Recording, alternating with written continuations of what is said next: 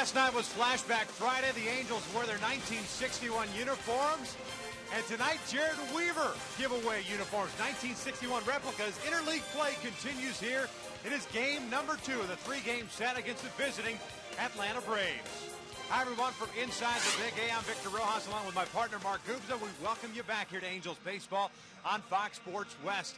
Last night, the offense came to life just when you thought that the Angels were going to continue to struggle with the pitching that the Braves and the Oakland A's were going to be featuring on this homestand. 10 hits overall, a big shutout victory. Irvin Santana did the job, but the news of the night certainly was the sticks. Yeah, Victor, I think with the bottom line was they simplified their approach. They didn't try to do too much with their swings. They went right back up the middle with a number of their good power strokes. Peter Bourjos starts off that double. Bobby Abreu going the other way. Soriano, who had a couple good at-bats, and of course, Mark Trumbo crushed that ball out for a 3-run home run. 6 runs there in the 3rd inning, enabled Irvin Santana to be able to relax. Bottom line is, if you go out there, score early against Atlanta, put the pressure on them, steal some bags, continue to add on, you should be successful. But a big outburst like that yesterday should carry on to today. 9 runs last night, most games since that game against the Boston Red Sox when they beat up on John Lackey at Fenway Park. Tonight, you got a very good pitching matchup. Yoel Pinheiro going for career victory number 100, facing Inland Empire's own Tommy Hanson. Sit back and relax. Lineups and first pitch are coming up next.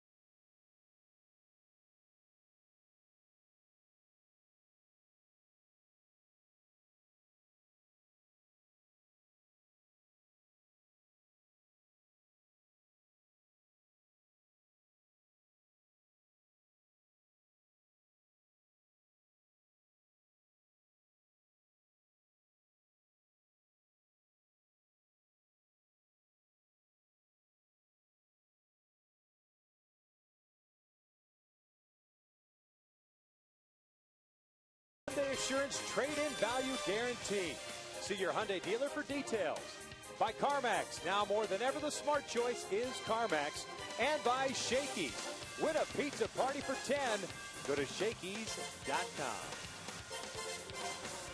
Well, you couldn't ask for a more perfect day for baseball here. Saturday night baseball, the 7:05 start. You all Pinheiro itching to get out there. Halos taking the field early. Right off the bat, Nate McLeod steps to the plate, swings the first pitch, and bounces one foul up the first base line. And it's no balls and a strike. We'll get to the Braves lineup here momentarily. McLeod last night 0-3, or 0 for 3, I should say. Pinheiro comes in looking for win number 3. He's 2-0 with a 1.98 ERA. 12-10 in his career in interleague play. He didn't want to waste any time getting out to that mound. He's feeling good. See that power sinker right away. 89-90 on that sinker. Change curve, split finger fastball. This one grounded over to second base. Amarista has it, and McLeod is retired for the first out. Here's the lineup that Freddie Gonzalez is running out there this evening. A couple of changes for the Braves. McLeod leading things off. Martin Prado drops down. He'll bat second, play third. Chipper Jones is the DH. Brian McCann, the cleanup man, in doing the catching. Eric Hinsky is back out in left field. Dan Uggla drops down to the 6th spot for the first time this year. He's been scuffling. Freddie Freeman, the Orange County product, is at first base. Alex Gonzalez at short. And Joe Mather, as the Beaver, is out in right field. Here's Martin Prado, the third baseman. Prado went 0 for 4 yesterday as a leadoff man. Had a couple of strikeouts. And Pinheiro's first pitch is in there for a strike. Prado hitting .284. 6 home runs and 28 runs batted in. That pitch sailing inside, and it's 1 ball, 1 strike. The Angels with their victory last night, 23-23 on the year. They're .500 at both at home as well as out on the road. 10-10 here at the Big A as Prado gets jammed. Flips one under the left field. And it's a 1-out base hit. Bobby Abreu gets the baseball back in there. We'll take a look at the defense for the Angels. Bobby Abreu gets a start in left field. Peter Borges in center. Torrey Hunter's back in right. You've got Callaspo, Ibar, Amarista, and Trumbo from third to first. And Hank Conger getting a start once again behind the plate. And Alexi Amarista's done a nice job at second base. So that great backhand stop on the road. He's been very good to the glove side also. Very good as far as turning double plays, which should make him pretty active today with Pinheiro on the mound with that power sink. Here's Chipper Jones. He looks at a pitch downstairs for ball 1. Chipper last night 0 for 3. As a matter of fact, the Braves managed 4 hits in the entire game. Eric Hinsky had 2. Mather had 2. Everyone else, big goose egg on the board. Zervin Santana picked up his second win of the year. Chipper fouls this one off the left, but it's 1 ball, 1 strike. Mentioned the .500 record for the Angels at 10-10 here. 13-13 out on the road. 5-8 within the division. At the start of the day, a half game back of the Texas Rangers. Texas getting shut out today by Cliff Lee and the Philadelphia Phillies. So an opportunity for the Halos to gain some ground. Off-speed pitch is down and in. And it's 2 balls and 1 strike. We're trying to show Chipper Jones all the pitches there in the first at bat. Good sinker. And Chipper has faced him a number of times. 10 at bats in his career against Pinheiro. 2 for 10. Well, the guy right now, though, if you get him to swing at that sinking fastball in the outer half, good chance he can roll over and get a double play.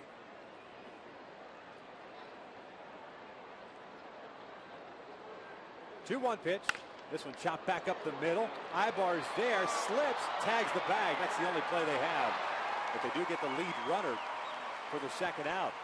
Boy, if Eric is able to just keep his footing there, it's an easy double play. Chipper just doesn't run the way he did when he first came up with the Braves. And he got him to hit that sinker, go after that pitch and down, right back up the middle. And you notice that Pinheiro knew that his position players behind him were going to be playing up the middle against Chipper Jones. Let it go. Then this is a slip by Albar, still able to get the out. You're right, definitely would have been a double play. Here's Brian McCann. The Angels over shift against McCann. 3 infielders on the right side. Trumbo playing in front of Jones at first. And there is strike 1. McCann didn't see a whole lot of pitches in last night's game. Very aggressive early on. Pretty much the entire lineup very aggressive up and down. 5 or 6 pitches and 4 at bats. Went 0 for 4, hitting .276 on the year with 4 home runs. Fouls this one back a little bit late on that pitch. And it is 0-2. He's always been a guy that jumps on that fastball, especially when it's down in the strike zone.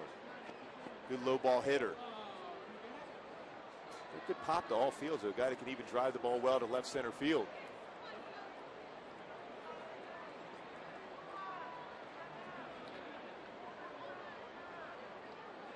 0-2 on its way. McCann lines one towards center field. Borges got a good jump on it, makes the catch on that sinking liner. There's that first step again. And the inning comes to an end. We hit the bottom of the first. Angels coming up scoreless here at the Big A.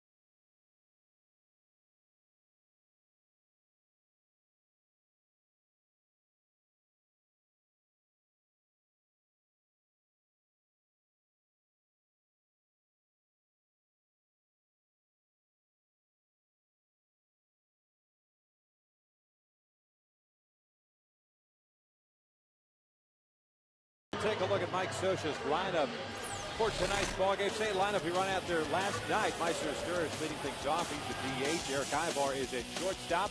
Bobby Abreu getting the start in left field. Torrey Hunter is in right.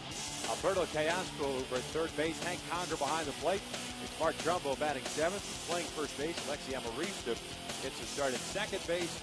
And Peter Borges gets the start in center field. He'll bat ninth. Taking on the 25-year-old who makes his home in Redlands, California, Tommy Hanson, the 5-3 mark, and that sparkling ERA of 2.35. Boy, been real good his last 5 starts also. Good power fastball. He's around 90 to 94 range. Big swing and miss, 12 to 6 curveball, and a changeup that he's starting to develop more and more comfortable with. 10th start of the year for Hanson, 53 and 2/3 innings. He falls behind here, 2 balls and no strikes. Got 54 strikeouts in those 53 and 2/3 innings. What they would call a short arm. Kind of hides the ball well. Live fastball, good breaking pitch. Asturias takes a strike, and it's 2-1. Meister yesterday went 0 for 3. Was hit by a pitch. Hitting .307 on the year, 3 home runs and 13 runs batted in on the season. Ahead of the count at 3 balls and 1 strike.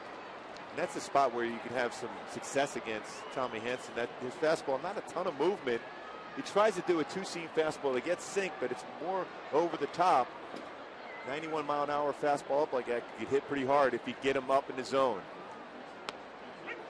Full count now. Eric Ibar on deck.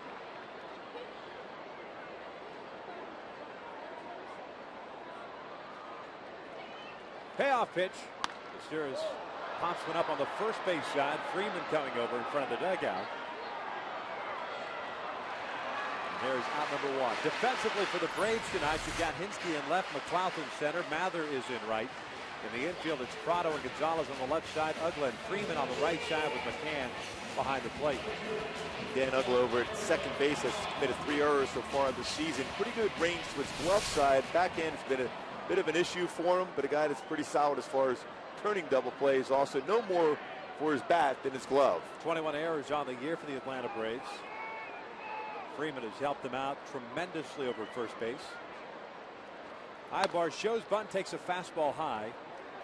1 ball, no strikes. Eric yesterday snapped an 0 for 16 stretch with a base hit. 1 for 3, was hit by a pitch as well. 311 on the year.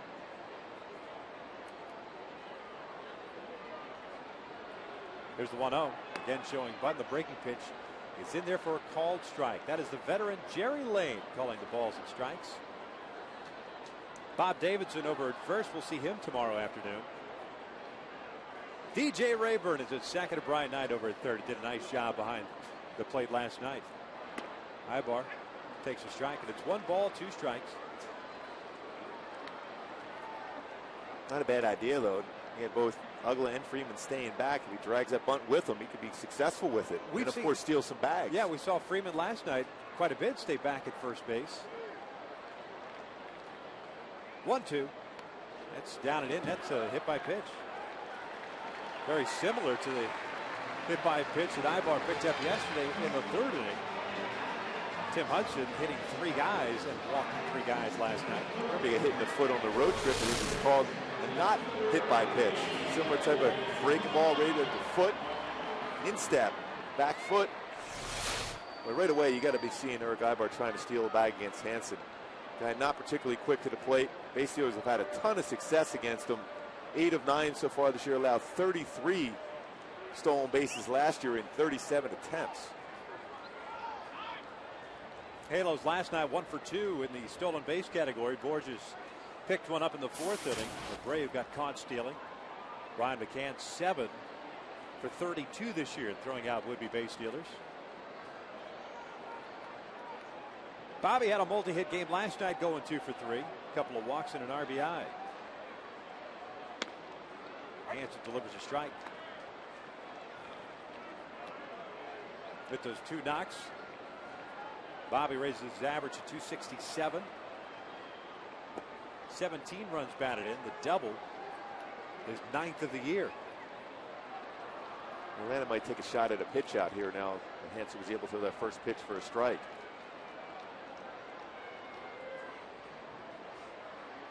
Ibar takes off, and Abreu fouls it off the left. Good jump for Eric, too.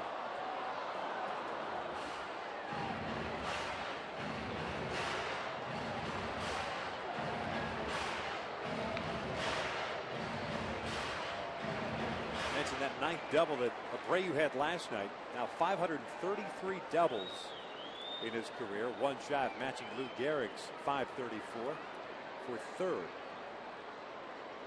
Pretty good company. No question on the all-time list. Ibar takes off again. The 0-2 is ripped into the right field corner. Mather going back, and this one is gone. Big fly from Bobby Abreu.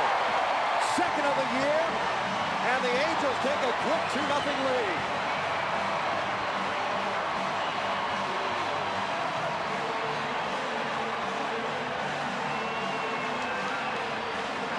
Boy, Hansen way ahead of the count. Against Bobby trying to sneak a fast win. We talked about that fastball when it's up in the strike zone becomes hittable because it straightens out. It's not necessarily overpowering. He's trying to get a swing and miss on his curveball.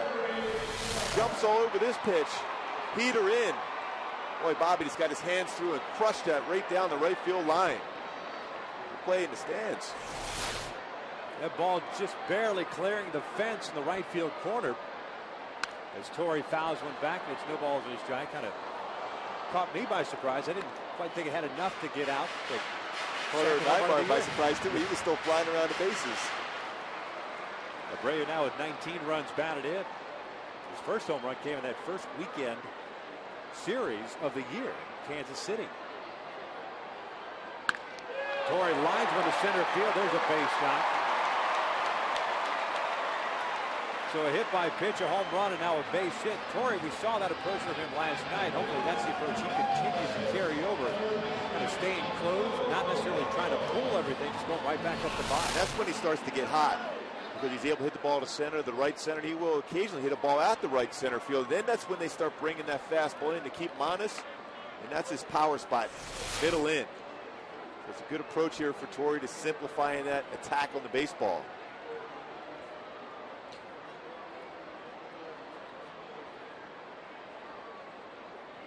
Off-speed pitches upstairs. to Alberto Callaspo, 1 ball, no strikes. By the way, that was the 4th home run allowed by Tommy Hanson this year. Gooby alluded to it. The last 3 starts, he's been spectacular. Against Houston, the Nationals, and the Brewers. Of those 3, Milwaukee, the most formidable on the offensive side of things. With that being said, Hanson has allowed just 4 earned runs in 18 2/3 innings in those last 3 starts. Again, he uses the slide step, but because of his arm action, it takes a little bit longer to deliver the ball home. Fastball is on the outside corner, evens the count at 1 ball, 1 strike. Alberto also with a multi-hit effort last night, 2 for 3. 3 runs batted in. He's the team leader in runs batted in with 23. A couple of singles and a walk.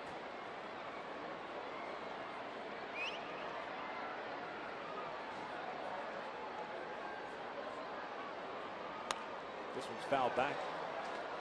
1 ball, 2 strikes. Meister popped out to start the bottom of the first. Ibar with 2 strikes on him was hit by a pitch. And then Abreu with 2 strikes on him. It is 2nd home run of the year. The Angels are up 2-0. Torrey Hunter followed Abreu's home run with a single to center. Torrey over at first. There's the 1-2 to Alberto. Lays off that curveball. And it's 2 balls, 2 strikes. This is hard to explain. Both these pitchers, Tim Hudson last night, great success.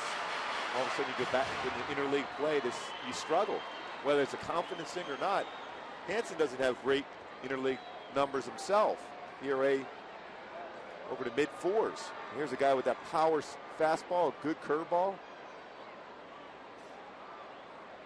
Quick throw over there, and Torrey's back.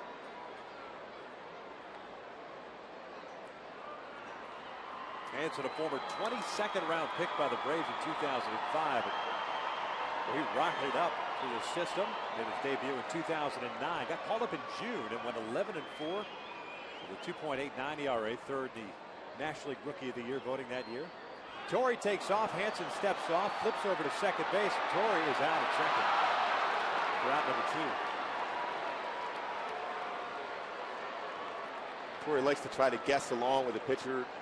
Thinking he's not paying attention, but he already threw over the first base, so clearly he's mindful of the stolen base for the Halos. Yeah, but if that's the case, and you know that Hanson struggles at holding runners, then why take that chance? You don't have to. You don't have to. 2-2. Alberto lays off. That one's a full count. You can see right now that Mike Scioscia's talking to Torrey about that exact fact. You get a guy on the mound who allowed 33 stolen bases against him last season. And if you talk to him about it, it's an issue where it doesn't bother him. Just like Greg Maddux when he was with the Braves, he gave up a lot of stolen bases himself. It didn't bother him. 3-2 pitch, and there's a walk. That, by the way, is the first time that Torrey's been caught stealing this year. That'll bring up Hank Conger here with 2 outs and a man at first base. I was talking to Freddie Gonzalez yesterday, talking about Tommy Hanson. First of all, he mentioned Tim Hudson and Derek Lowe, very good at holding base runners. Hanson has had a problem in holding base runners, and Freddie was telling me a situation. I forget the team that he was facing. I think it was his last start against the Astros, where with the pitcher at the plate and a base runner at first base, the Astros were stealing with 2 outs. And that never happens. No, I mean, unless you know you're going to be successful. Exactly. And he had to talk to him after the game to kind of remind him. You know, these guys have that much confidence in you, or in their ability to steal off you, that they're willing to take a chance with 2 outs. And the pitcher at the plate, they don't care. He's going to lead off next inning. The pitcher's not going to lead off the next inning. And again, it's part of the thing you work on in spring training. You incorporate the slide step, holding the ball, step off. There's so many different ways you can negate the running game, but you have to put the work into it. 0-1 pinch. Hank takes a big rip there, fouls it back. It's no balls, 2 strike. Conger 0 for 4 last night, picked up an RBI, his 12th. And the base is loaded. It was an RBI ground out. Victor, when you look at him throw out of the stretch, I think no matter what, how quick he could be to the plate, it's always going to be difficult for him because of his arm motion. It takes a while for him to get rid of the baseball, and he throws a firm fastball.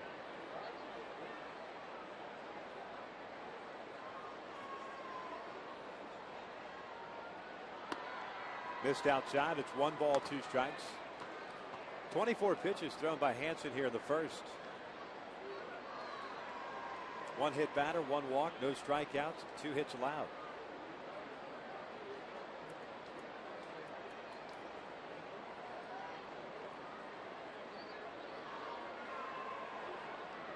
Bouncing that one out in front of the plate. And really having trouble right now. Kind of like we saw Hudson last night, struggled with that breaking pitch of his to find that proper release point on that breaking ball. And you wonder if the hitters aren't even thinking about swinging at the curveball if he's doing something different in his glove. He does do a lot of movement of the baseball when he goes into the glove in a stretch position. Hitters may have a good read against him. Kayaspo over at first with 2 outs. 2-2 to Conger. He rips one foul. The count remains at 2-2.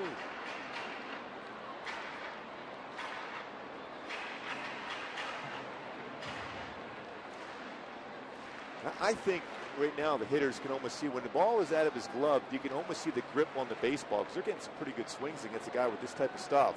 Seeing the ball well.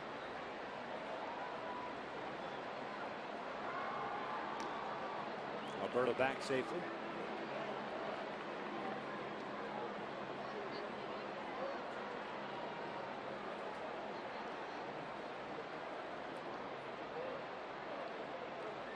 You'll get a better view right here in the stretch position when the ball is out of the glove, when the separator gets up to his arm position. Breaking ball in the dirt, and Kayaspo is off of the pitch. Took the right pitch to go on. His first stolen base of the season.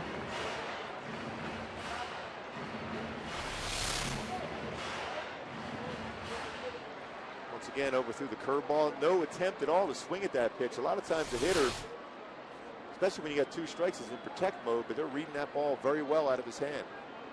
Angels last night 4 for 14 with men in scoring position. Payoff pitch to Hank. Lays off the breaking ball, and it's a called strike 3 on the inside corner. That will end the first. But the Angels strike first. Bobby Abreu, his 2nd home run of the season. We are through 1. Halos lead it 2-0.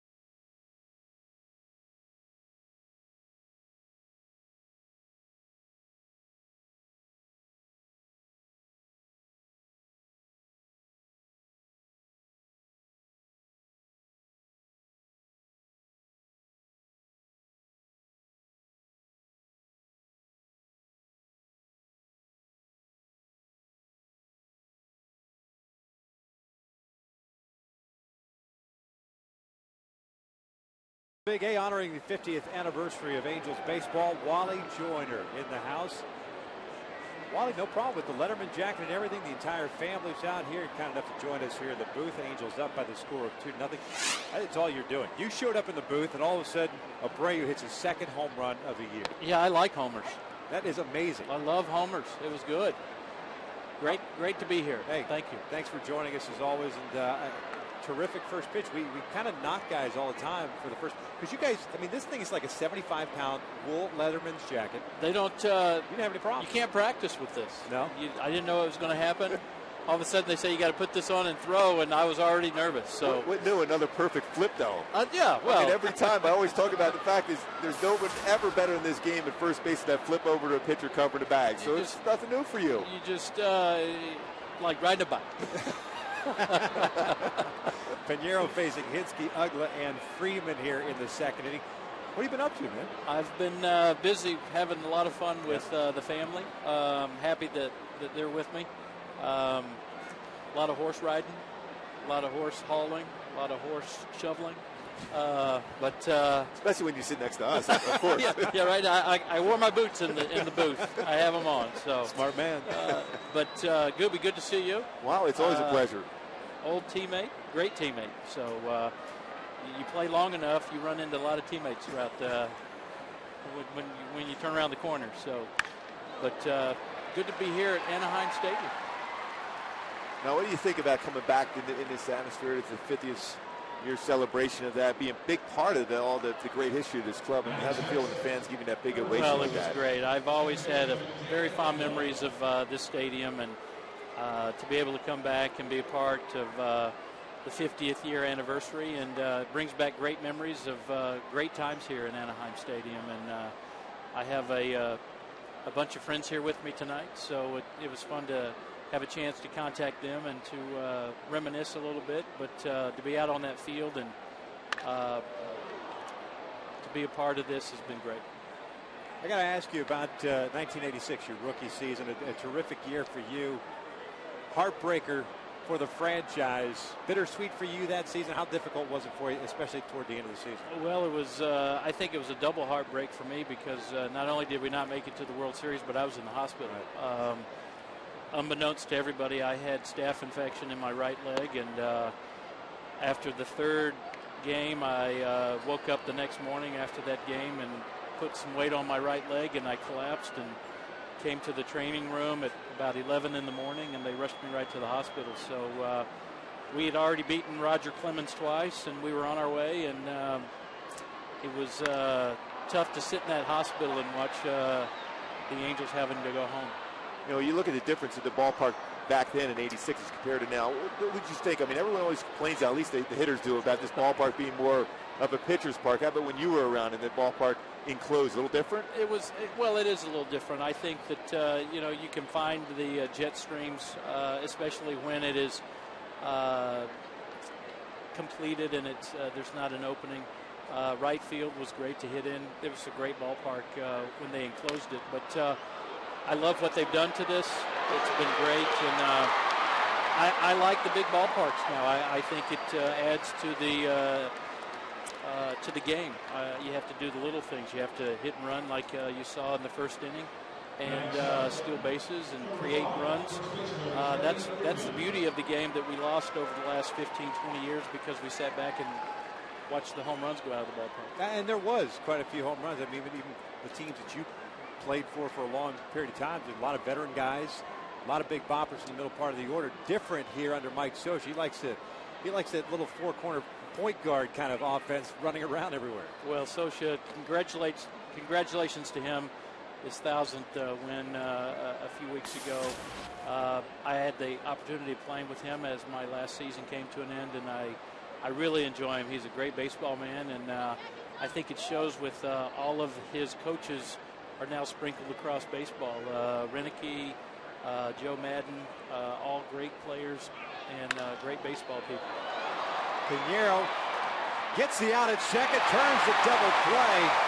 Not only that was great defense. Hey, it's all about defense and you, Wally. Wally, we appreciate it. Always great, Chin. Thank you. See you. My pleasure. Great to be here. It'll be good to see you. Thank you. At the bottom of the second, Angels still on top.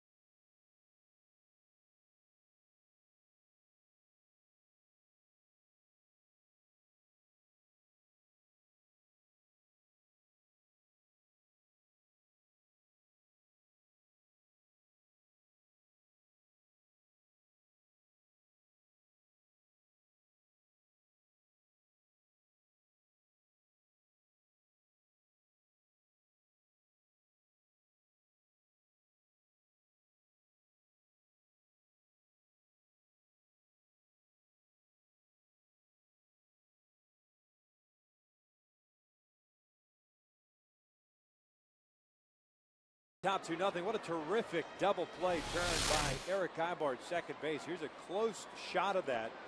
You see the foot of Dan Ugla. The ball is in the glove. Ugla hasn't touched the bag yet.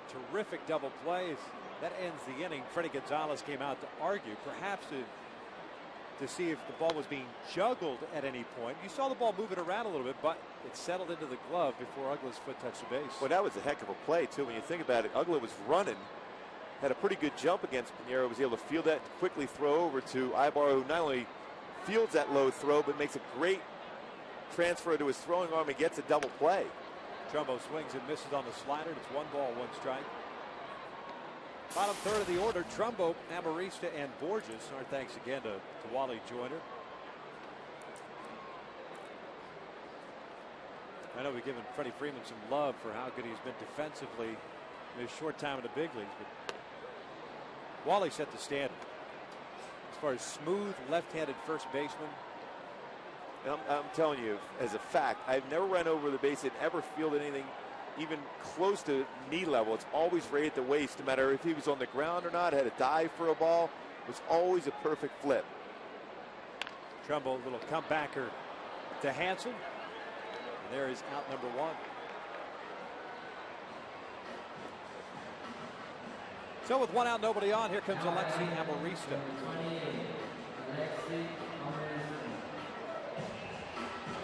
Amarista getting to start over at second base. Went 0 for 4 in last night's game. Saw a bevy of off-speed pitches and struggled against them. Hitting 167, 3 runs batted in, a couple of doubles, 1 triple. As he takes that pitch on the outside corner for a strike. Alexi getting to start at second, with Howie still kind of dealing with that back of the right leg. Available to pinch hit. Not sure when he'll be back in the starting lineup. No balls, 2 strikes.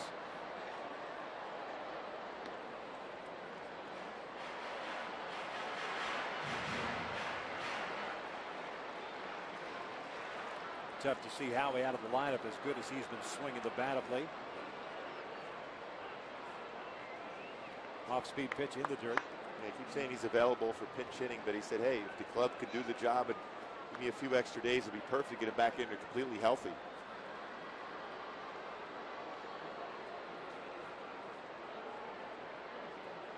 Halos with 2 runs in the first inning, courtesy of Bobby Abreu's 2-run shot. Off-speed pitch gets Amarista. 2 outs, second strikeout for Hansen. They'll bring up Peter Borges. It's 3 in a row retired by Hansen since walking Cayasco with 2 outs in the first. Borges went 1 for 3 yesterday. Had a double, 7th of the year, stole a base, and scored twice. Prado and Freeman cheating in on the infield grass.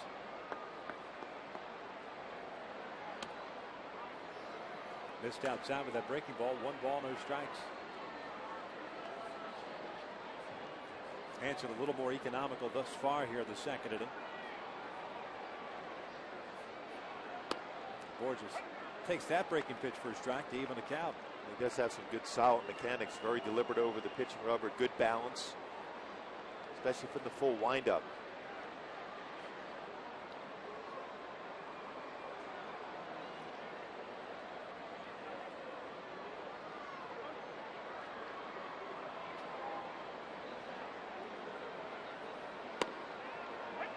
One and 2.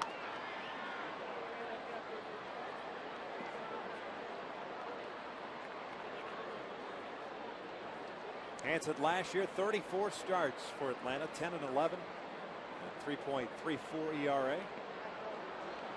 How many of those have we seen already tonight? Breaking pitch bouncing out in front of the plate. Yeah, sometimes you think in the lines, when you see a pitcher bounce a curveball that far, it means you're really trying to get out in front and snap that rather than have your normal mechanics. It tells you maybe you don't have the confidence going with that pitch against the Angels tonight. Roger McDowell, the pitching coach, clearly he's going to talk to him, and you don't have to try to muscle up on that pitch. Breaking pitch, got him looking. Back-to-back strikeouts, third overall for Hansen. We're through 2, and the Angels still lead it 2-0.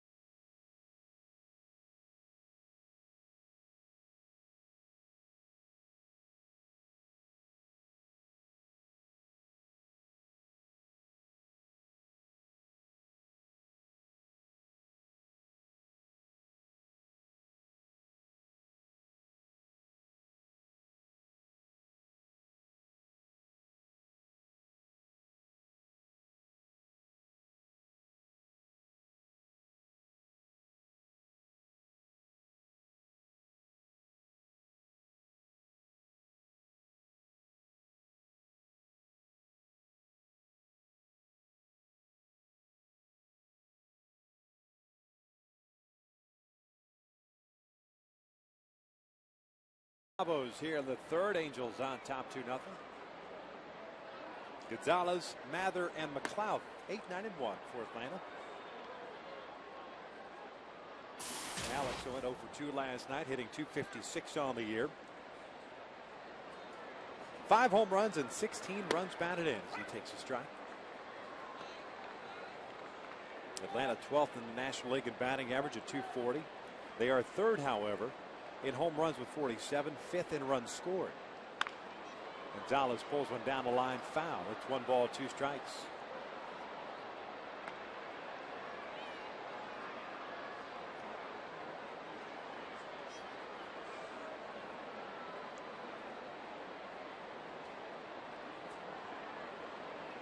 Atlanta's pitching has been spectacular, though. First in the National League in ERAs. Gonzalez looked like he went around, and he did. Jerry Lane rings him up. If not, Bob Davidson was right there to oblige. There's no doubt he was. Let's take a look at our Hyundai key to the game for tonight. Well, it's all about the Benjamins. Yoel Pinheiro going for win number 100. Puff Daddy said it best. Get that early lead here. Just keep working that power sinker. Win 100th career game for Yoel Pinheiro. Is it Puff Daddy, or is it P. Diddy, or is it just Diddy? Well, anything he wants to call himself is all right with me. Mather takes a strike. What do you think, Puff Daddy or P. Diddy? I think it might just be Diddy. Well, he was Puff Daddy when he brought that out. There he is. There's a guy might know. Yeah, I think Terry might actually know. There's no question. He's huge into pop music. No balls, 2 strikes.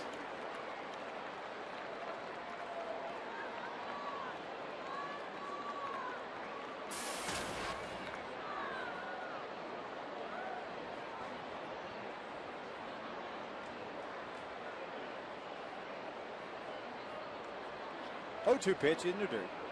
1 ball, 2 strikes. Boy, Terry is all the information you need. Anything to do with pop culture. Terry Smith is the guy. Can't wait to ask him.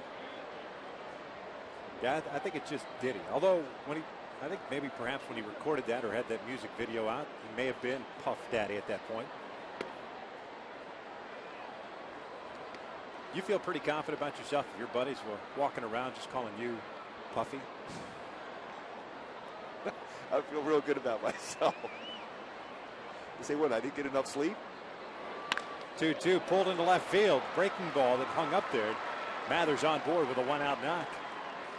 3rd hit of the game for Atlanta. It spins the lineup back to the top, and Nate McLeod coming up. Well, the Angels haven't figured out a way to get Joe Mather out yet. A couple hits last night, a base hit today.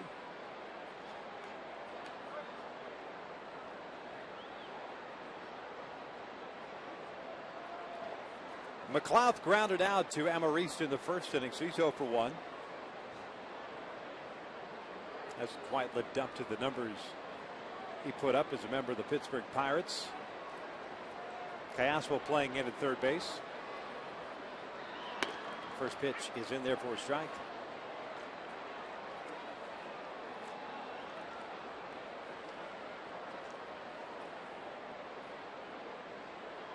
McLeod last year at 190 in 85 games for Atlanta. Spent some time on the disabled list. Off speed pitch is down and in. 1 ball, 1 strike. This after hitting .257 after being acquired by the Braves in 09. It's a guy who had 26 home runs, 94 runs batted in for the Pirates in 2008.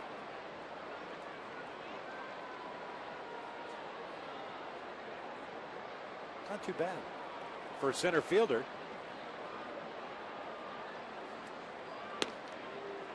One and two. A couple of big flies in his career against Pinheiro. Also only 3 hits and 18 at bats, but a couple of them being a home run. And when you look at his face, he almost looks like Norm Charlton, the former closer for Cincinnati. A little bit. In Seattle also.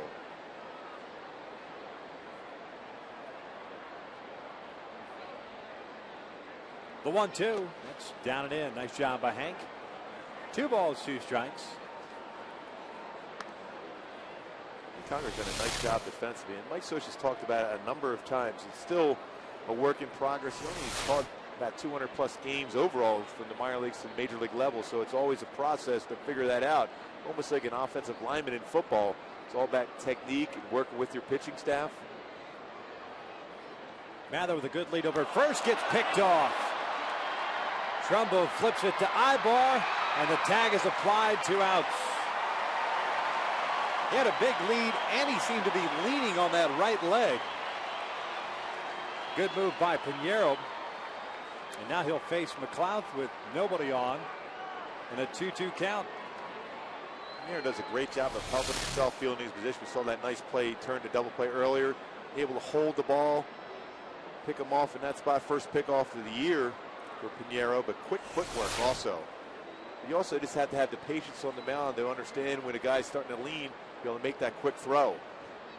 2-2, lays off the breaking ball, and it's a full count. I mentioned last night that the Braves had struggled to run, even though Gonzalez would like for them to run more often. Just 7 stolen bases. They've been caught stealing 12 times. McLeod grounds one, backhanded by Amarista. Another terrific play. Nope, the throw is wide at first, and McLeod will reach. Looks like Trumbo got crossed up on footwork there to try to make that play. Maurice did a nice job as far as diving and making that play. He's going to get an error on that one. First error of the year for Amarista. McLeod can still get down the line. Got up.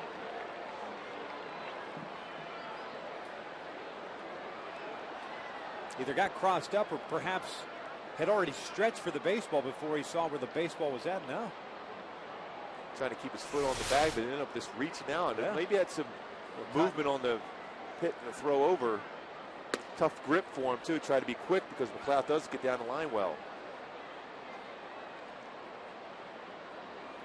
So 2 outs and a man at first base.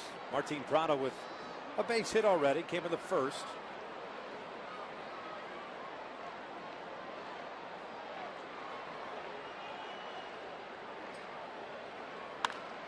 And he pops him up. Shallow center field. Amarista is out there and will make the catch to end the inning. No runs, 1 hit, 1 error, 1 left on base. We head to the bottom of the third. Angels still on top.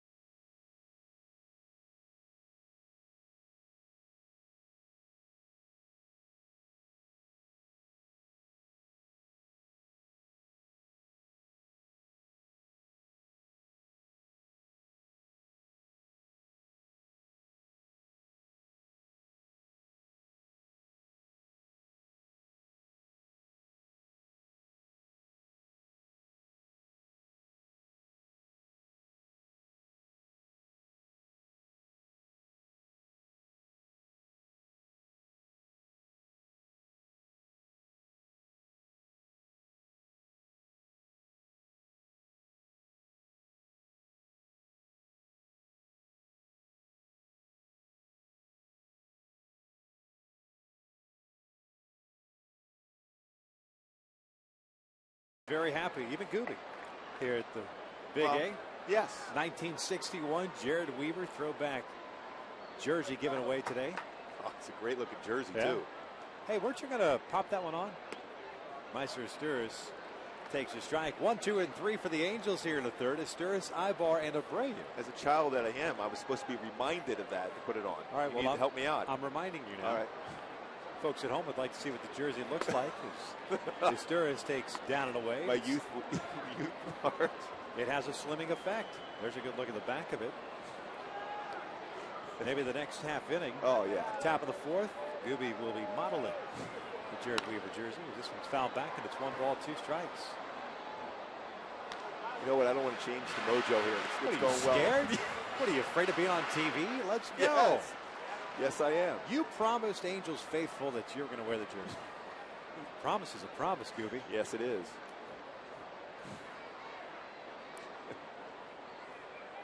1-2 pitch. Asturis goes down swinging. That's 3 consecutive strikeouts for Tommy Hanson, 4 overall. And the Halos host the Oakland A's on Tuesday at 7:05. All fans in attendance that night will receive a Kendrys Morales right or left-handed bobblehead courtesy of Natural Balance.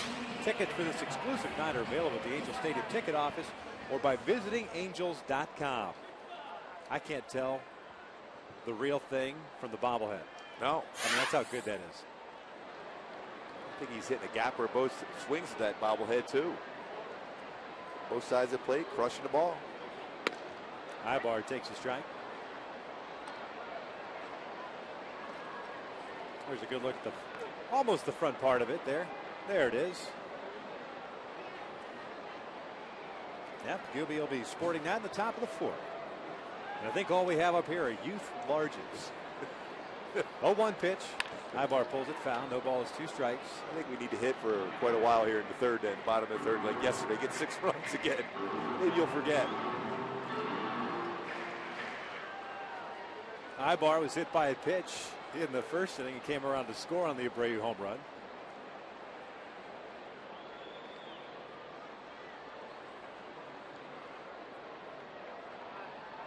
Oh-2.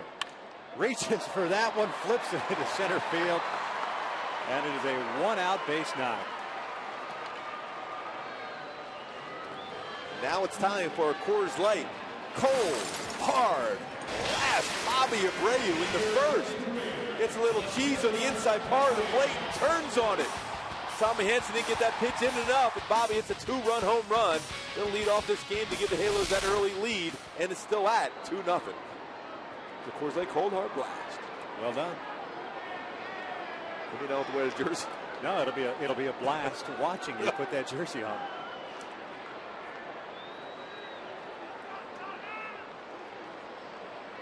Second home run of the year for Abreu, and he looks at a fastball down and away. Probably will take a little bit. See if Ibar gets an opportunity to take off towards second.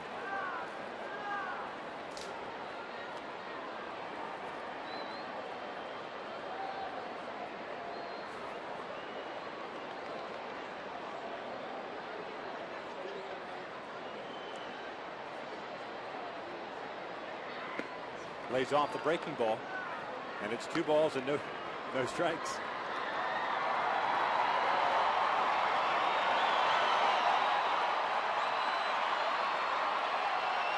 Ibar 10 stolen bases on the year. Has not been caught stealing this season. He takes off. The 2-0 is outside. McCain bobbles the baseball. Make that 11 stolen bases for Ibar.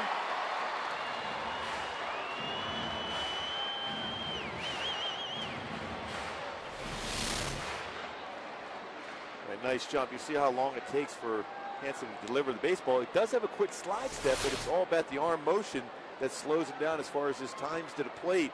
Settles in around 138 to 145. Generally, the good time to play would be for a pitcher 125. 3-0 pitch is outside. That's a 4-pitch walk. Second walk issued by Hanson to go with the 4 strikeouts. So 2 on, 1 out, and Torrey coming to the plate. Hanson 52 pitches thrown on the night.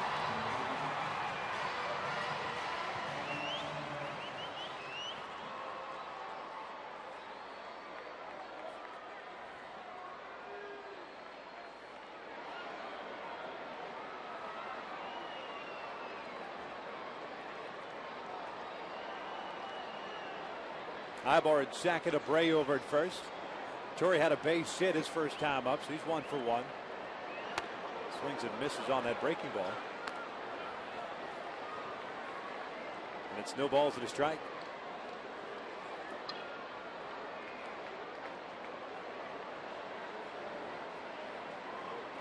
Outfield for the Braves, shading Torrey the opposite way. At least McLouth is in center. He's over toward the alley in right center field.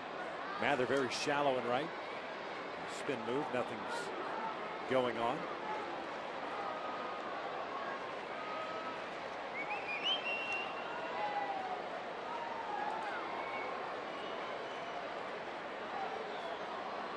Ugla trying to keep Ibar close to the bag at second. 0-1 pitch.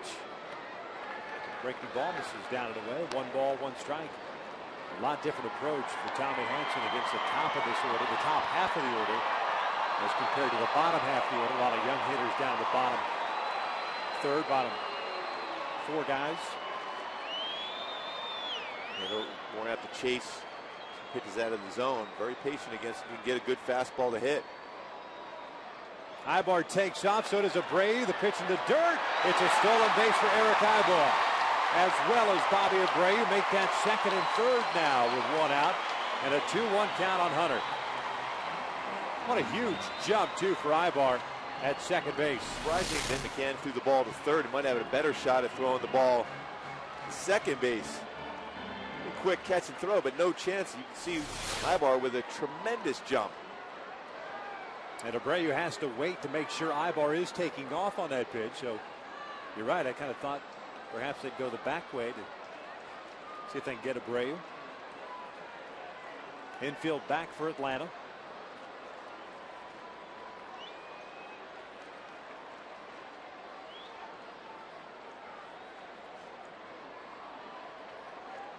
And now they bring their infield in.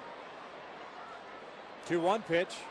Torrey shoots one down the right field line. Hit well. Slicing, however. And this one's out of play. Now you got to think of the lines of Hanson throwing the curveball now. Good fastball to get up in the air.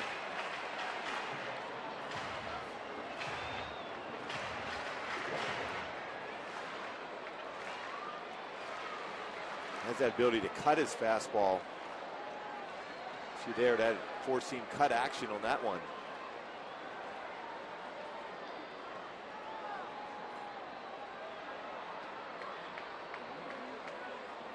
Hanson's 2-2 on its way. He lays off that pitch. And a full count. I threw him a changeup. He has been using that more frequently, but in that spot, it's kind of with your third best pitch. Exactly what you wanted them to throw if you're on the Braves side rooting for them, because that's a dangerous pitch to throw in that spot.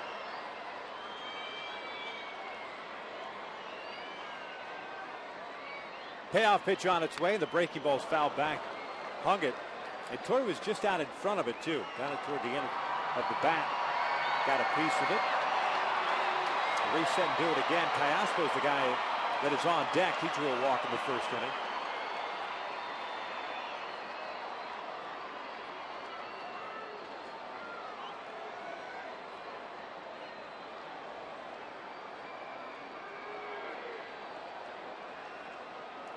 Another 3-2, and Torrey goes down swinging for out number 2. So it'll be up to Callaspo to bring home Ibar and/or Abreu. Good pitch from Hanson, good location. Yeah, more of a slider. Perfect spot. When you're an RBI producer, you want to put the ball in play, so you're more apt to be aggressive, and that was a nasty pitch to try to put in play. Hanson now with 5 strikeouts, 2 walks. 3 hits allowed. Berto with 1 of those walks.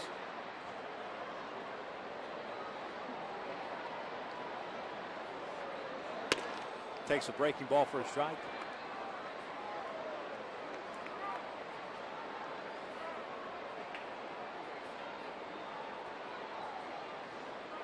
Hanson's a guy that's not going to walk a whole lot of guys. 14 walks coming into this game in 53 plus innings. In the dirt. Nice job on McCann. Doesn't give up a lot of hits either. Only 39 hits coming into the game in those nearly 54 innings pitched. Hansen with 3 wild pitches on the season. And did a nice job of getting his body in front. Slide across, keep him from getting away from him too far. Ibar very good as far as reading pitches in the dirt.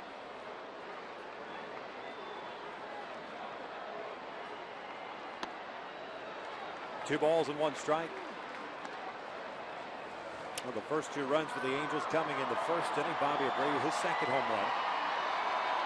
That's been the inning, first and second inning for Hansen this year. That's been the most troublesome for him, having allowed a total of 8 runs, all earned in his first 2 innings in all of his starts this year. Then he settles in, gets a little more difficult as the game goes on. Alberto takes inside, 3-1. Boy, with an open base, though, Hansen may not necessarily throw a fastball here. Hank Conger, the youngster on deck, took a 3rd strike called against him, his first at bat on the curveball. So not necessarily going to be throwing fastball here for Callaspo to be able to cover. Outfield playing Callaspo the opposite way toward the foul line and left. And he lays off that breaking pitch, and it's a walk. They are loaded up for Conger.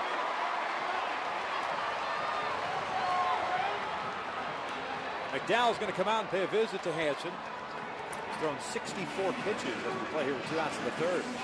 Kevin, you know, you go back to last night. Granted, last night he kind of blew up on Hudson in that 3rd inning. But a lot of pitches early on, kind of throwing everything in the kitchen sink at the Angels offense, even though this team has scuffled over the last week and a half offensively. Kind of throwing everything out there and all of a sudden getting that pitch count up there very early. Yeah, rule of thumb for starting pitchers is you want to make sure you save a couple of those quality out pitches for deeper parts of the ball game. So when you need that striking with a guy on 3rd, you have it, and it's a different look for a hitter. But if you've thrown everything you have early on and the hitters have read all those pitches, you put yourself in a dangerous position to be knocked out early in the game.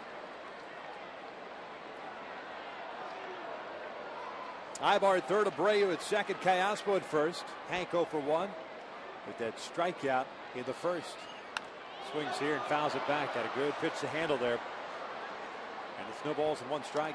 I like that approach too by Conger. He didn't go out of his element looking for a fastball, but he got a good fastball to drive too, right down the heart of the plate.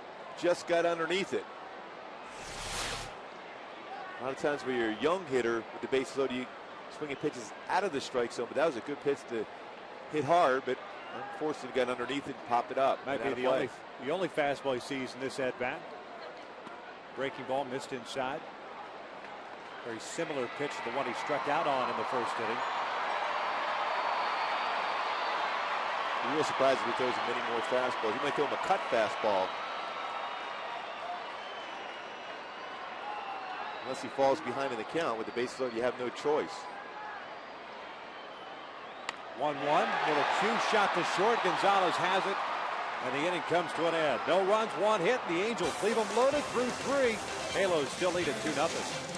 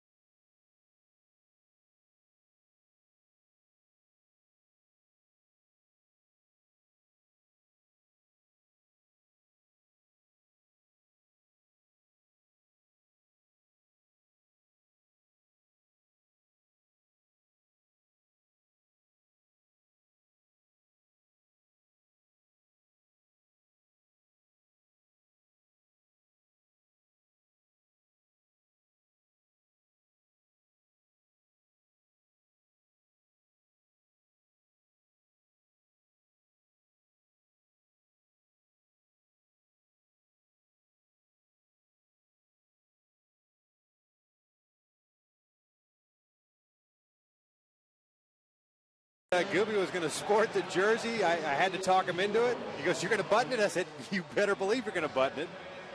So we got him all dressed up. And here's Gooby right now. That is a form-fitting shirt. That is beautiful. That youth large, yep, fits you well.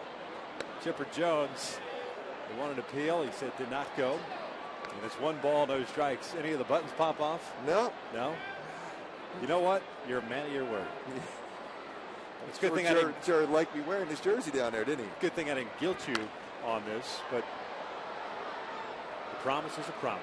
Yep. I don't break promises. You going to sleep in that thing tonight? Is there any doubt about it? See if I can get Jared to sign it for me. That'd be cool. Yeah. Chipper Jones, Brian McCann, Eric Hinske here in the 4th inning. 1 ball, 2 strikes. Jones reached on the fielder's choice in the 1st inning. So he's 0 for 1.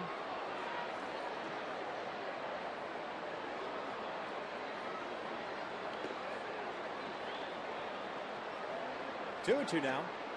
Pinheiro with 1 strikeout. That came leading off the 3rd, getting Gonzalez on a high fastball. No walks and 3 hits allowed, all 3 singles.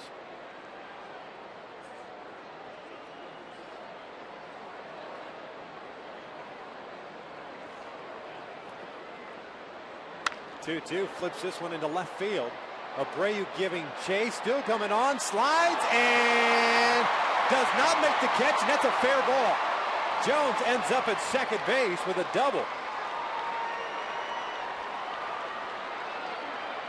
Brian Knight going down the line. That ball tailing away from Abreu. Just couldn't come up with it cleanly.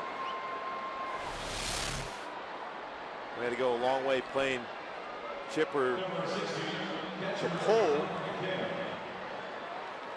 Well, never took his eye off the baseball. Got it on the glove, but when he slid down, the ball got away from Bobby. Tried to play it off like he caught it. That was a nice move. That's a veteran move right there. To show the baseball just in case. Jones gets credit for his 15th double. He's in scoring position. And McCann pulls the first one foul. First opportunity that the Braves have had in this series with a man in scoring position. Okay, Jones was kind of grabbing at the back of his right leg. Going back to the bag there. Brian McCann hit a fly ball to center field in the 1st inning. He's 0 for 1. Count evens at 1 ball, 1 strike. Any doubt a Hall of Famer to you, Victor? Chipper Jones? Yeah. No question about it.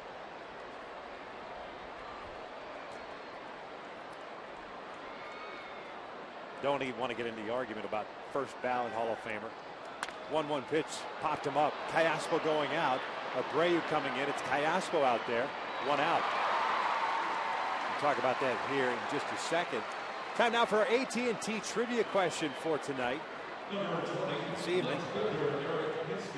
Bobby Cox, 4th all time with 2,504 wins as a manager. Who are the top 3? It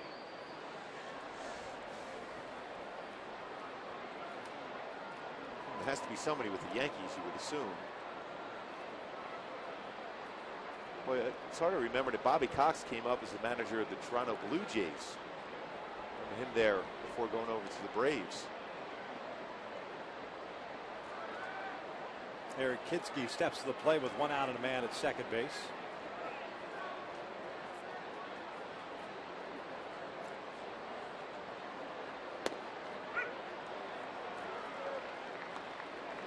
Does Tony La Russa have more wins than Bobby Cox? It's got to be pretty close. La Russa may be here. He's certainly in the top 5. Yeah. And Connie Mack's got to be up there. This one out toward left center field. Borges got a good jump on it. Makes the catch, 2 outs.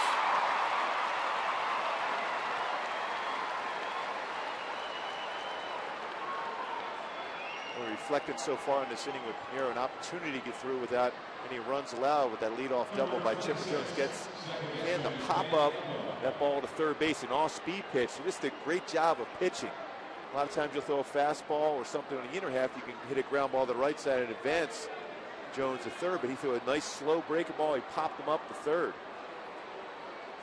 So he's got 2 outs after that leadoff double to Chipper Jones. And here's Dan Uggla batting in the 6th spot for the first time this season. Swings first pitch, little nubber towards short. Ibar has it, quick transfer, and they get him out at first base, and the leadoff double is stranded in scoring position. We head to the bottom of the 4th here at the Big A. Angels still on top.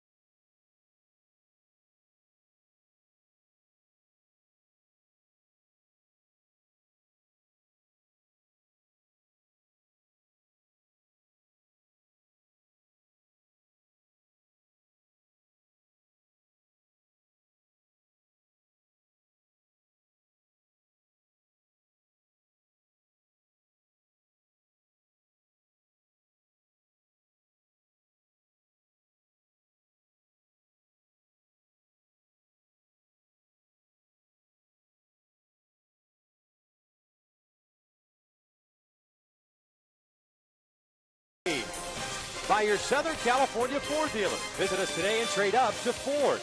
And by Jack in the Box. Right now at Jack in the Box, get the new Bourbon Barbecue Steak Grilled Sandwich at participating restaurants. Halos on top 2-0 as we start the bottom of the 4th inning. Another big crowd on hand. 40,000 plus last night.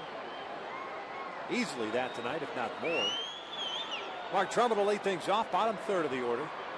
Trumbo swings through a first pitch fastball, and it's 0-1. Trumbo, Amarista, and Borges.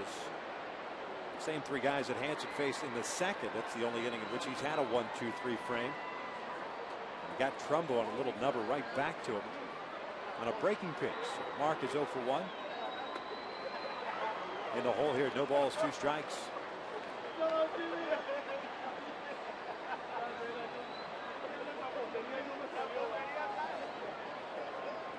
Five strikeouts for Hansen, 3 walks, 3 hits allowed. 1-2.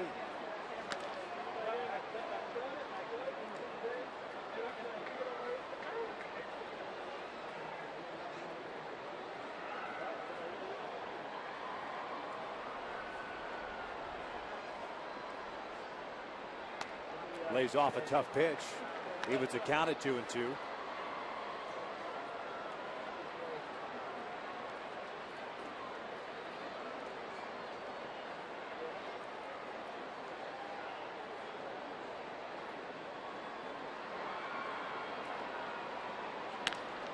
Flips this one out to left field. Hinsky comes in. And he'll put it away for out number 1. Let's go back to our AT&T trivia question.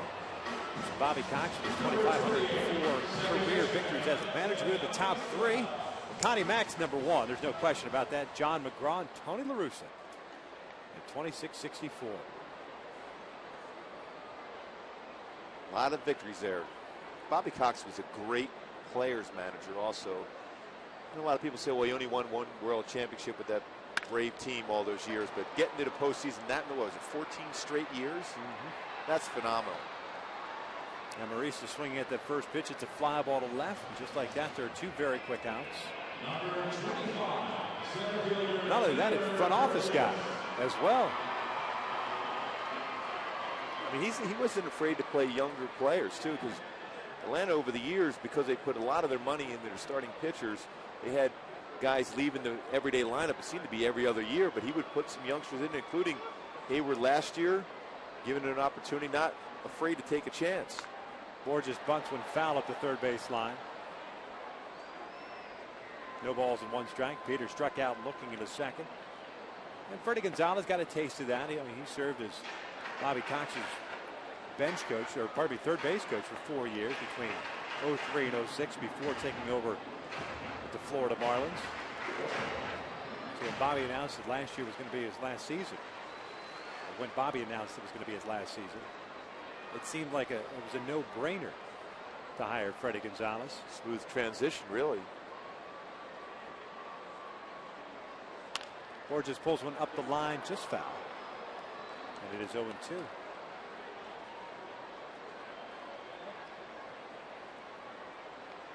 Freddie, who had a career record of 276 and 279 with the Florida Marlins.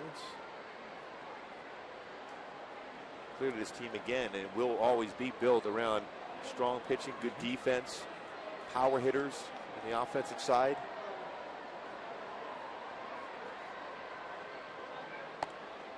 One ball, 2 strikes. Freddie's one of my all-time favorite baseball guys.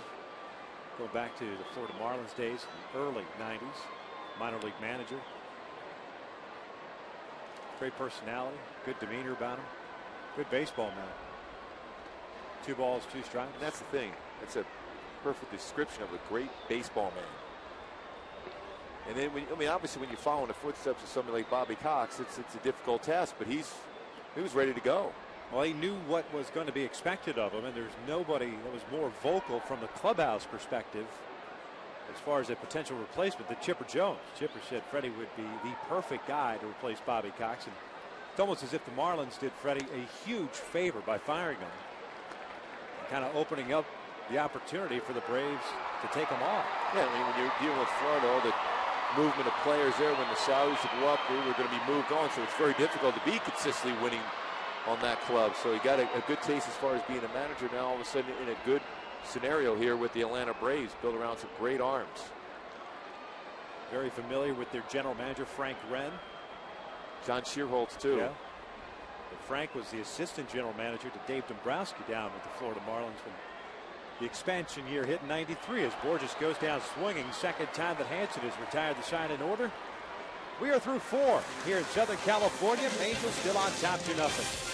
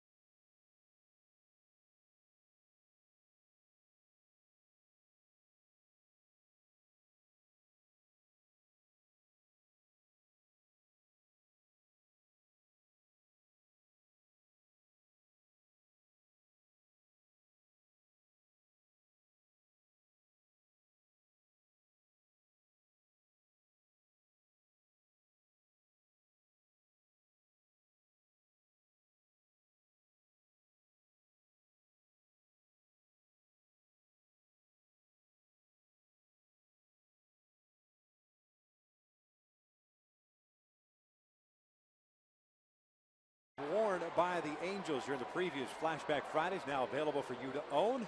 Log on to angels.com to place your bid on the game-used uniforms, hats, and helmets from all of the guys that have sported them, including Torrey, Jared, and everyone else. A portion of the proceeds benefits the Angels Baseball Foundation. Pinheiro facing Freeman, Gonzalez, and Mather here. Freeman inside out to that pitch into left field. It's a leadoff base hit. Chipper Jones had a leadoff double in the fourth inning, but was stranded at second base. Freeman 1 for 2 in this game. 1 for 5 overall in this series. He's on board for Alex Gonzalez.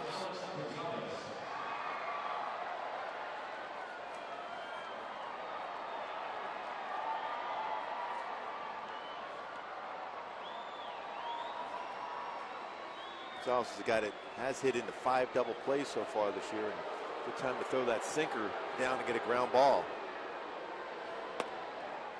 Goes to the breaking pitch. It's 1 ball, no strikes. Gonzalez, a strikeout victim. The only punch out that Pinheiro has picked up tonight. That came leading off the third inning. 54 pitches thrown by Pinheiro.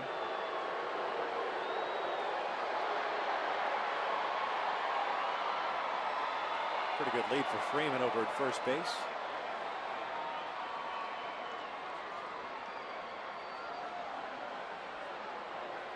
Freeman, no stolen base, has been caught once.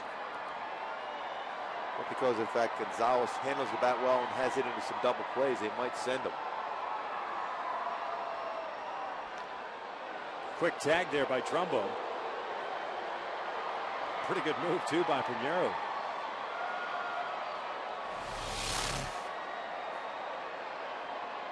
Real close as his hand tried to back to the base. It was not quite touching the bag. Just got that tag in to make another pickoff. 2 balls and no strikes. Pinheiro's coming off that start in which he should have won.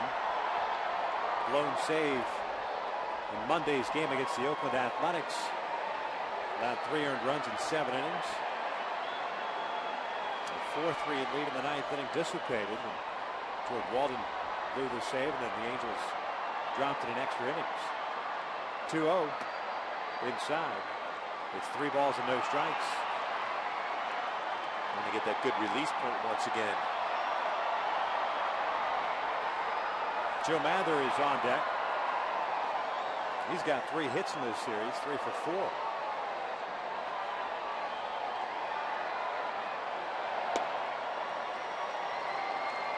Three and 1.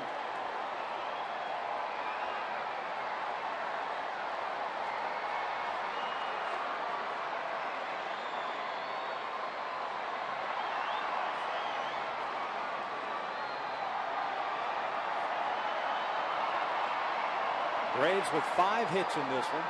They've left 3 guys on base as Gonzalez swings through that one, a full count. The Angels with 2 runs, 3 hits, 1 error, and they've stranded 4. 3-2 count. You wonder if they're going to send Freeman here. Trust Gonzalez to make contact. Well, he did strike out that first at bat. Congress thrown out 6 of 25 would-be base stealers. And again, Freeman, pretty decent lead over there. 1 pickoff already for Pinheiro. That ball gets away from trouble, but not far enough for Freeman to advance. Fortunately enough, it hit Freeman. Otherwise, that probably does go down the line.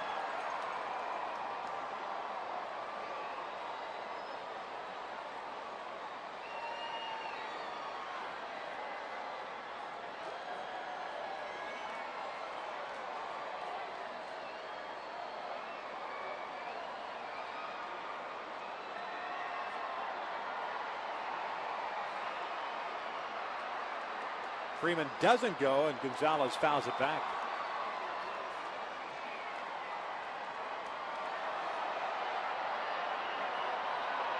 Atlanta at the start of the day with the loss yesterday. 3 games over 500 at 25 and 22 in the National League East. 3.5 back and in 3rd place, with Philadelphia won tonight, shutting out Texas 2-0. Going to be a battle in the National League East all season long, I would imagine. Freeman goes this time to 3-2's chopped foul on the 3rd base side. Yeah, 3-team race, no question about it. The Nationals have made some improvements themselves. Marlins got a blow, Josh Johnson. DL stint. That's from getting hit with the line drive. They say it's a shoulder issue. Never good. He's had some arm problems. Talk about some of the best stuff in the game.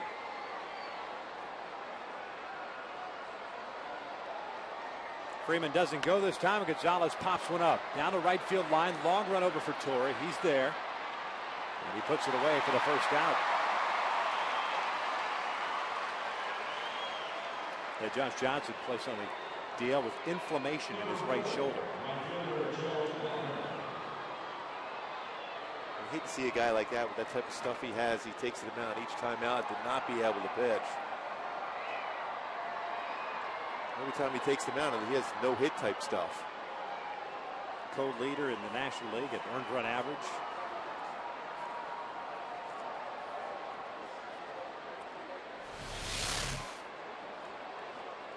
Alex Gonzalez taking out his frustration. There's Joe Mather, the right fielder, who takes downstairs. The Braves have two guys in the top 10 in ERA. Jair Jurgens has thrown the ball exceptionally well, 1.80 ERA. The Angels will miss him. And then Hanson, who came in with a 2.35 ERA.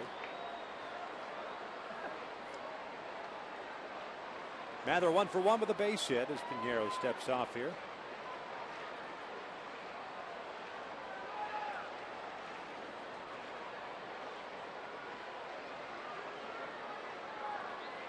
This start thus far for Pinheiro, even though he's got a 2-0 lead, no real damage as of yet. Hopefully that remains the case. It's a swing and a miss. Not as crisp a start for Pinheiro as we've seen the first couple times out this year. I was just going to say the same thing, Victor. I think it's been a battle for him each pitch.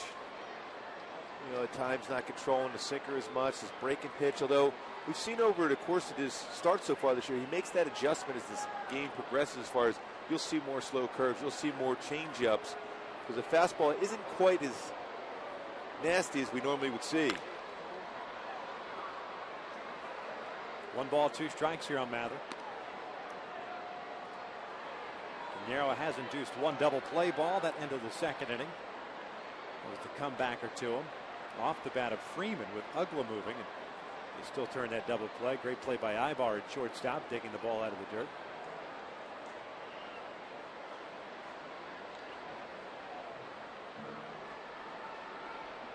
Angels getting 2 runs in the first on the Abreu home run, his second of the year. Outside with a breaking ball, 2 balls, 2 strikes.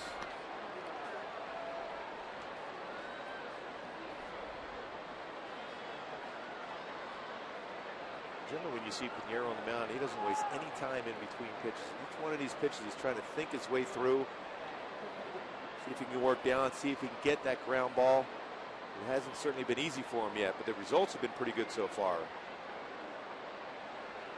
2-2, almost hit him. It's a full count again. Back-to-back hitters in which Pinheiro's gone to a 3-2 count. Back Gonzalez on the pop-up. Nate McLeod, the leadoff man, is on deck. Well, you could assume that Freeman's going to be going again here. 3-2.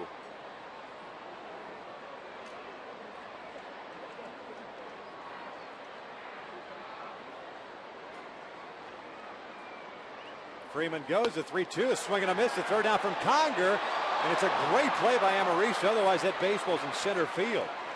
If Hank throws that ball to the bag, it's an easy strike him out, throw him out double play. As it is, there are 2 outs with a man in scoring position. Good pitch to throw. Looked like the ball was slipping out of his hand as he's ready to get that transfer and make that throw. Well, what a job by Amarista to be able to catch that. It's ridiculous, some of the things we've seen him do over the last couple of days. And he used the leverage of the base, second base, to jump and make that catch on that sailing throw.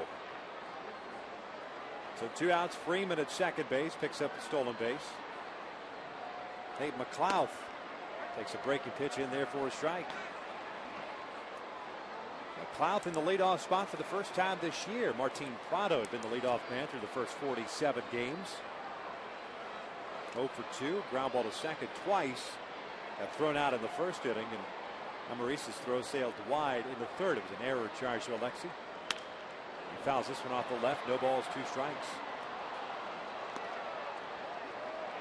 Overall batting average 12th in the National League, but with runners in scoring position, they've done a much better job at 284, which is second best in the NL. Their approach has been completely different.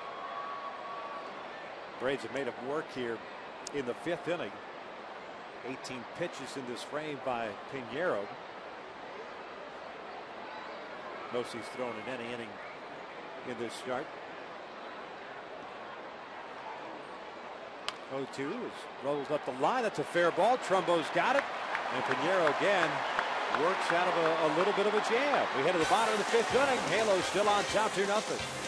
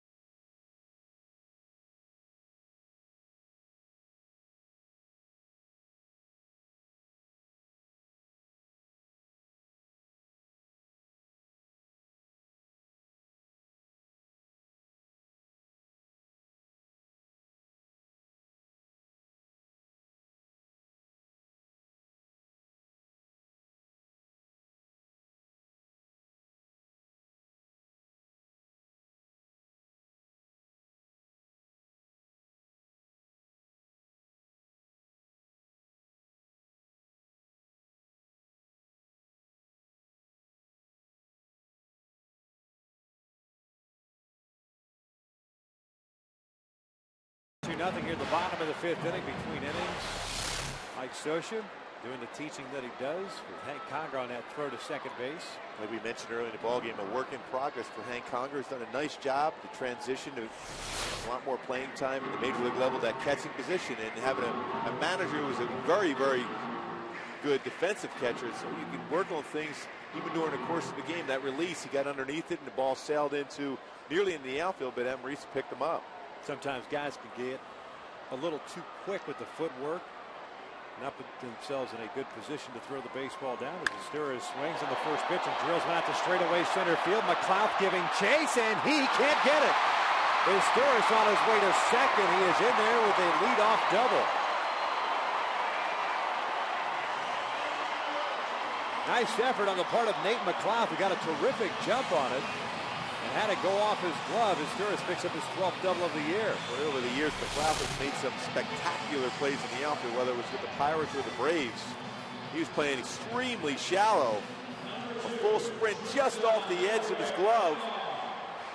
Full extension, but unable to make that play. You know what? You can't fault the effort there. It had to go so far because he was playing so far in, trying to take away the single away from Meister to center field. In scoring position for Ibar. Corner infielders in for the Braves, and Eric pulls back and takes ball 1 upstairs. Ibar hit by a pitch and scored a run in the first inning, singled, stole 2 bases in the 3rd inning, and was stranded at third base. The Angels leaving him loaded in that 3rd inning.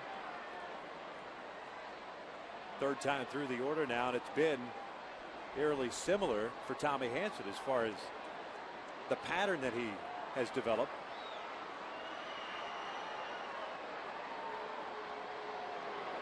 Ibar drops a bunt up the third base line. A beautiful bunt. McCann will throw out Ibar for the first out. A sacrifice as Asturias advances to third.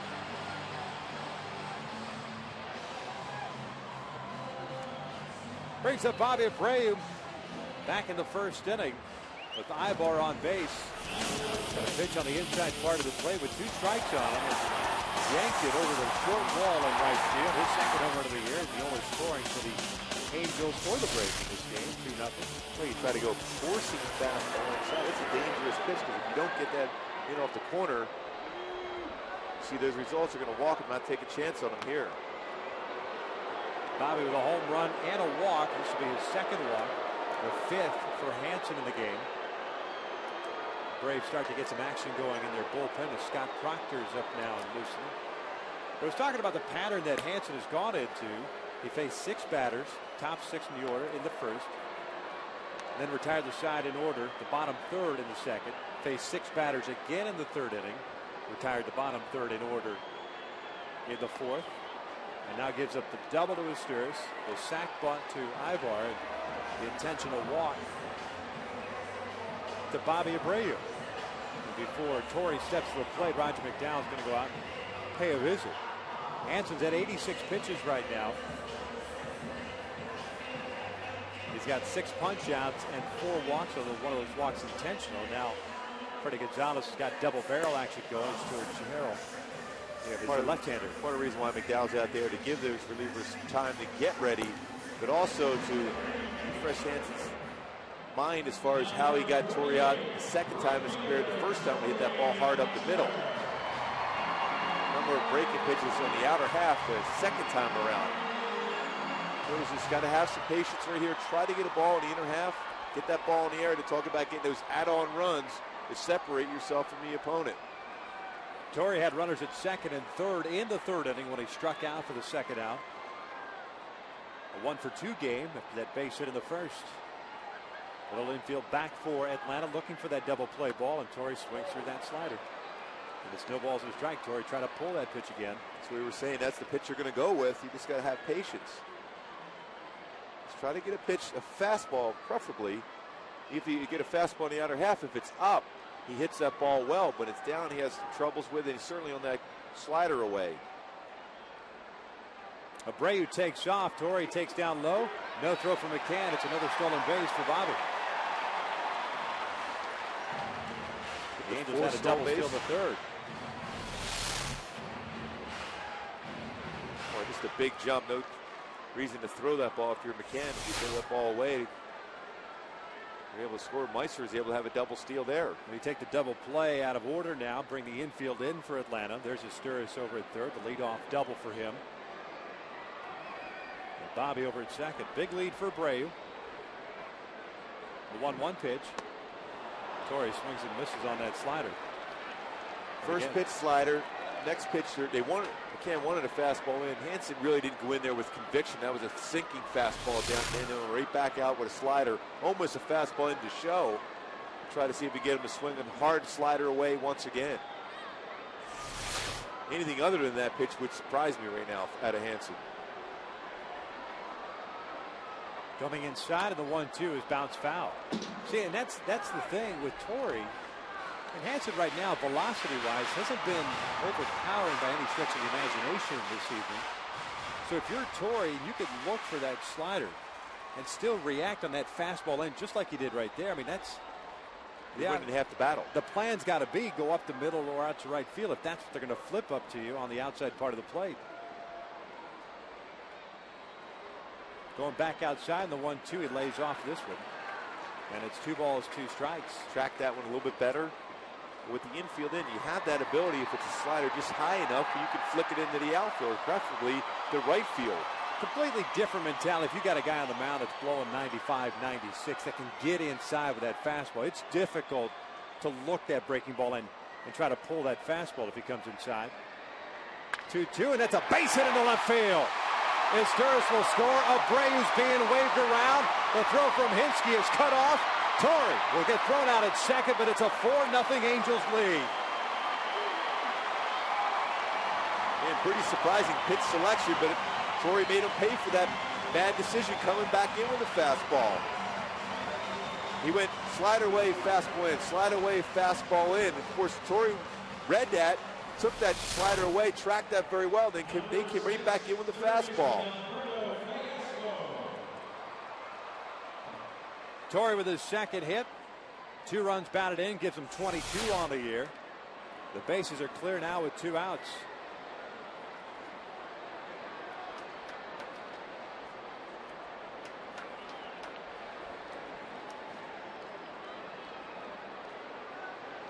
The 4 earned runs allowed by Hansen tonight, the most he's allowed in his start this year. And Alberto takes a pitch down in the dirt. The stolen base of a Brave, staying out of that double play possibility, putting himself in a scoring position. Boy, as a hitter, you got to love when you see your opponent bring the infield in. Your chance of being successful on a hit is increased dramatically on that.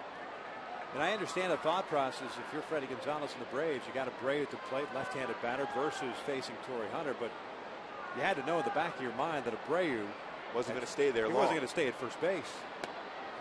Alberto's ahead of the count at 3 balls and no strikes.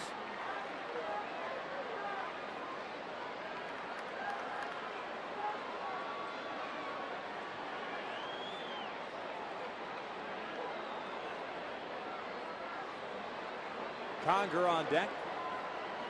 Trio's in there, 3-1. And again, it's been the top 5 guys in the order that have given Hansen some problems tonight.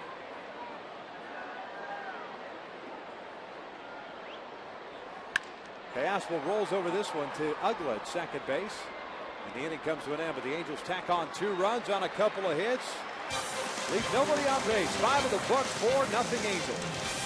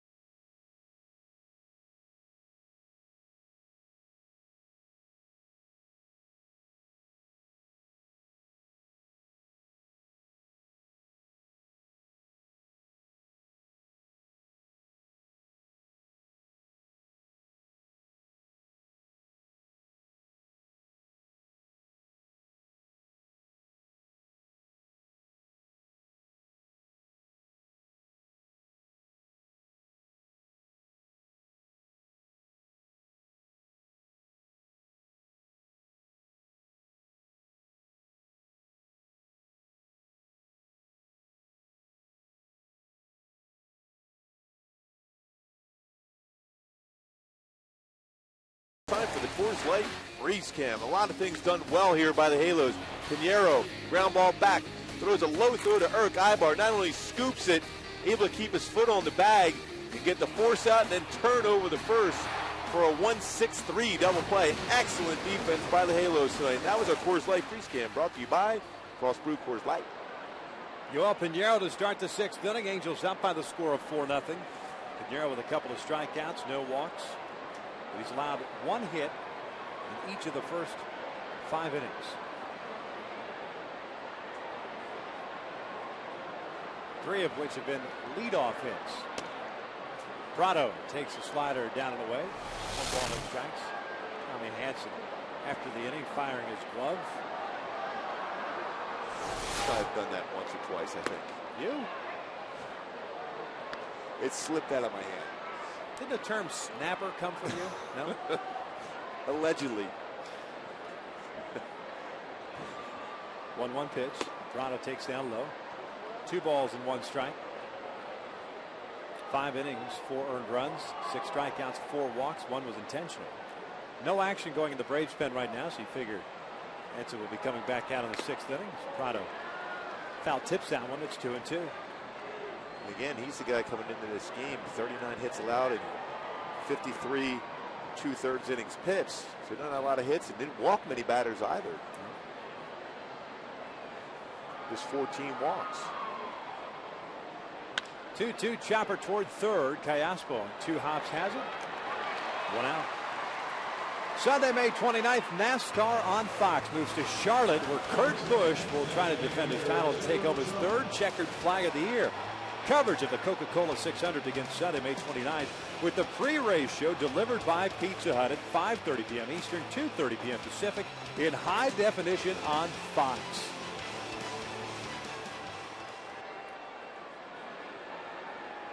There's Chipper Jones, takes the breaking ball in there for a strike. Last at bat, Jones had that double. We were talking about, you had asked me if I think he's a Hall of Famer, and I made the statement that first ballot Hall of Famer, no question. To me, if you're a Hall of Famer, then you belong in the Hall of Fame in your first year of eligibility. This stupidity from the baseball writers across the country about holding their vote because of the so-called honor of being a first ballot Hall of Famer is a joke. First ballot Hall of Fame. He's a Hall of Famer. No question. I mean, I don't understand the whole, I guess, issues that some writers have with guys and writing their name down. Some guys just refuse to ever, no matter how good of a player you were, to be put on that ballot as a first ballot Hall of Famer. Doesn't make any sense. Like the whole Robbie Alomar situation 2 years ago. How is Robbie Alomar not a first ballot Hall of Famer? Just ask players who played against him. Just like you ask players in the National League or even in interleague play to play against Chipper Jones, the Hall of Famer is no question. McCann gives this one a right out to deep right center field. Borges pulls up and it's off the wall. McCann doesn't run well, so it's ended up being a double regardless. Peter knocked it down and keeps McCann at second base in the double. His first hit of the series, his 7th double of the year. Well, he had a couple baseballs right on the nose last night. 2 flyouts to right field, center field to Borges last night. This time didn't miss this one. Good swing, good power, high off the wall, and Peter was able to at least knock it down to keep him to a double. He wasn't going to try to stretch out anyhow into a triple in that spot. He's already in scoring position. So 2 outs and a man in scoring position now for Hinske. And just to go over the numbers for Chipper Jones, a 306 career average to start the year. 436 career home runs, almost 1,500 runs batted in. A career on base percentage of 405. And slugging at 536. He was originally the first pick overall as a shortstop by the Braves.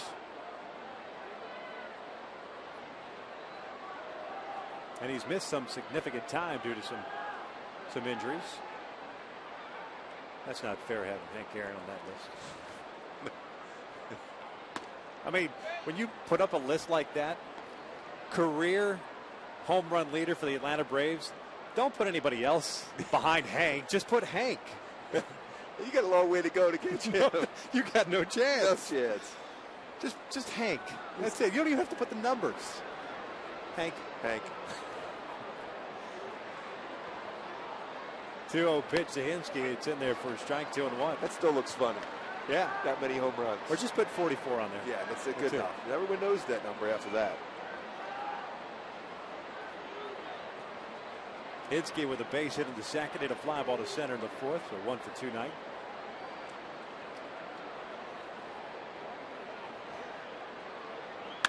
Lines this one to left field. There's a base hit. McCann heading to third base. He'll be stopped there as Abreu gets the baseball back into the infield. So back-to-back hits for the Braves. Yet can't score a man because McCann doesn't run that well. So he stops at third. Runners at the corners now. Dan Uggla coming to the plate. Well, Hinske still hitting the ball well. 2 hits last night, 2 hits tonight. You know, in the right role, he could be very productive for you. Mike Butcher out to pay a visit.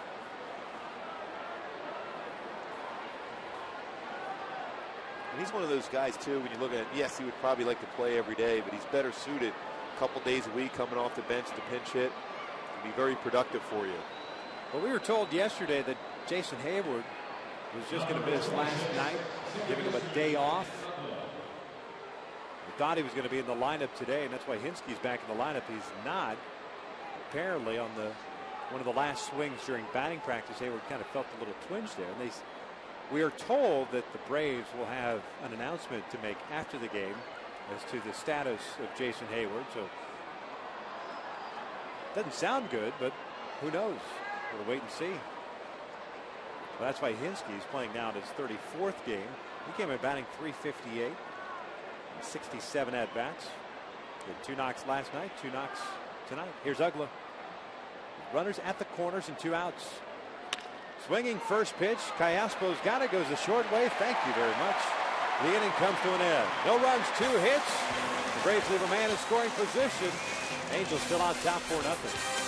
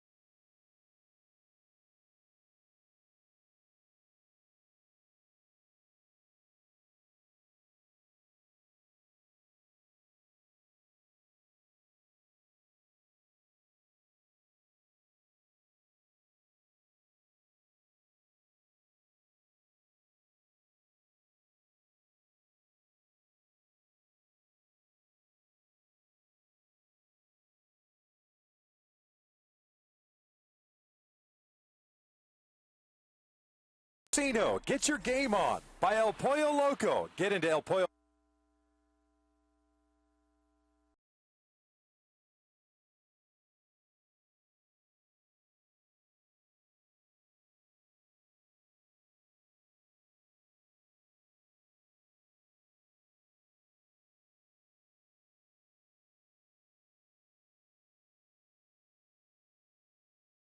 By Hawaiian Gardens Casino. Get your game on by El Pollo Loco. Get into El Pollo Loco today and try our delicious Baja-style fish tacos with classic Baja or spicy avocado sauce. Only at El Pollo Loco. And by Time Warner Cable. Bottom of the 6th inning. Halos on top 4-0. Conger, Trumbo, Amarista here against Tommy Hanson. Pinheiro working out of a little bit of trouble. 1st and 3rd with 2 outs, but got Dan Uggla to ground out on the first pitch. Hank Conger's 0 for 2. Struck out and hit a little cue shot liner over to short in the 3rd inning. That came with the bases loaded and 2 outs in the 3rd. 253 on the year. Boy, Hanson really slows down that motion on the changeup, doesn't he? Yeah, you just don't. It's a trust factor. You just don't feel comfortable enough. You're going to take enough off the speed of that pitch. Falls behind here. 3 balls and no strikes. At 100 pitches now. More than likely, if he walks in here, he might be out of the ball game. Freddie gave him a chance to go back out. If you walk at first batter, you're in trouble. Took a little off the fastball there, and it's in for a strike. 3-1.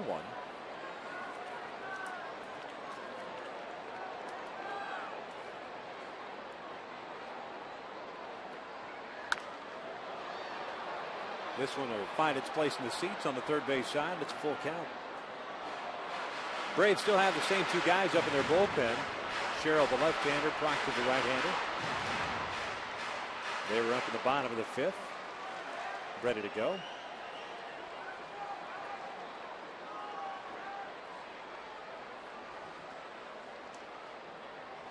The payoff pitch is fouled off to the right.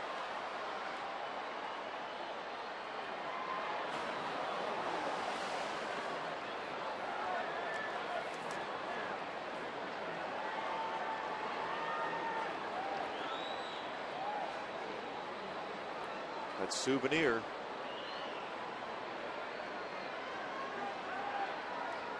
Finally, somebody found it. Another 3-2 to Conger. Another foul ball to the left this time.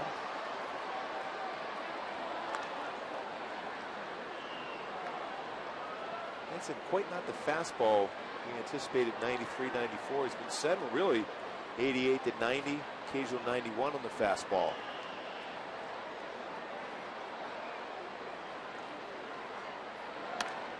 Conger fouls this one back. It'll reach the seats down on the lower level. Ricocheting down into the dugout suites. Hank doing his best to be generous with the souvenirs tonight. He's doing his part. Trying to give the fans in right center field over the wall a souvenir. He's a man of the people. Straight back.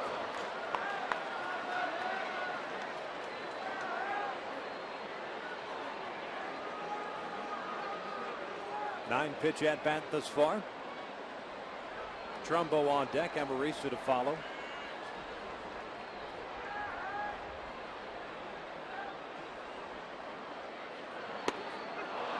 Fooled him on the breaking pitch. And there's out number one. Hey fans, Kaiser Permanente Family Sundays at Angel Stadium are the perfect way to spend time with your family on the weekend. Free activities for kids include a variety of games and arts and crafts.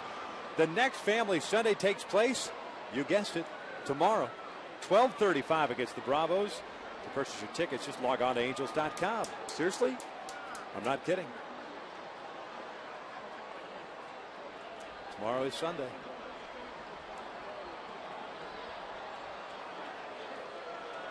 Trumbo lays off the breaking ball, but it catches the outside corner.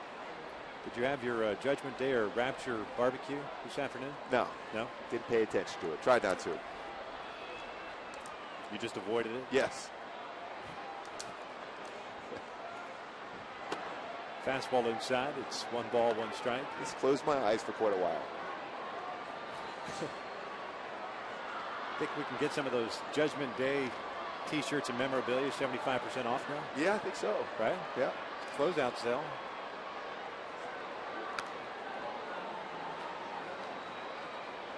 A lot of those folks will have to get back to real jobs now. Yeah, I think so. Well, they might bring it back out at 2012. Aren't they going to do that once again? And I'll close my eyes again that time for a whole year. I watched the movie.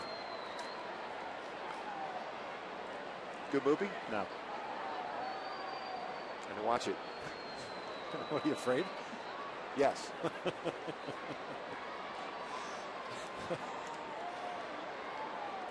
1-2 to Trumbo. Got a piece of that one. Still a 1 ball, 2 strikes.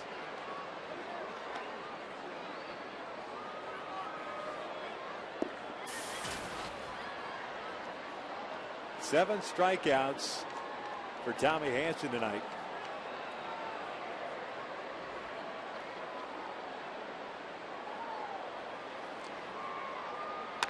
Trumbo just missed that pitch. It's a fly ball to right field. Mather calls off Uggla. 2 outs. Boy, our Trumbo, when he runs back to the dugout, which is running pretty fast right now, knew he had a pitch to crush and just missed that one.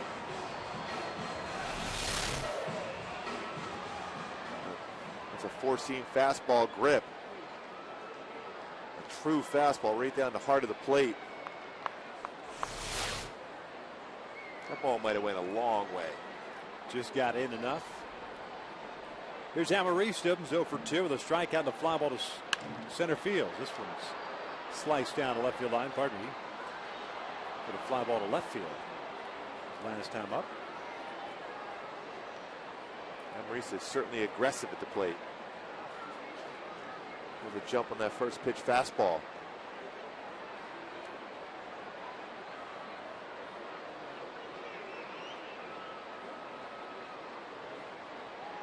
Breaking ball. It's 0-2. High water mark for Hanson in strikeouts, 10. He's done that twice this year. Did it in his last start against the Astros. Did it against the Padres back on April 27th. Now one in the dirt. 1 ball, 2 strikes.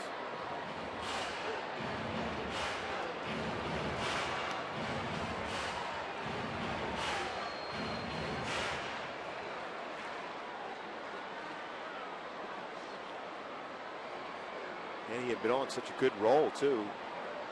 4-0 in his last 5 starts, and ERA at 1.38. That is flat out dealing. Chopper to short. Gonzalez has it on 2 hops. And it's a 1-2-3 inning for Hansen, the third such inning of the night. 6 in the books. Angels still on top 4-0.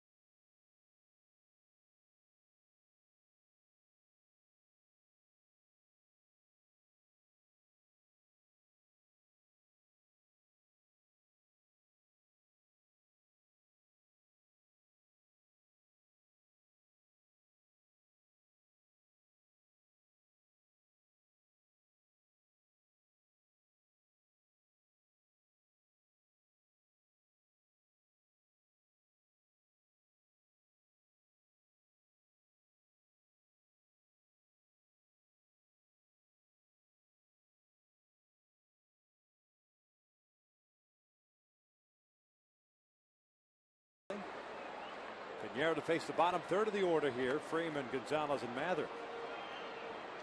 Pinheiro, a couple of strikeouts and no walks. But he has allowed 7 hits, including the 2 with 2 outs in the 6th inning. Freeman has one of those hits, base hit, and a stolen base in the 5th. As he takes a fastball upstairs. 1 ball, no strikes.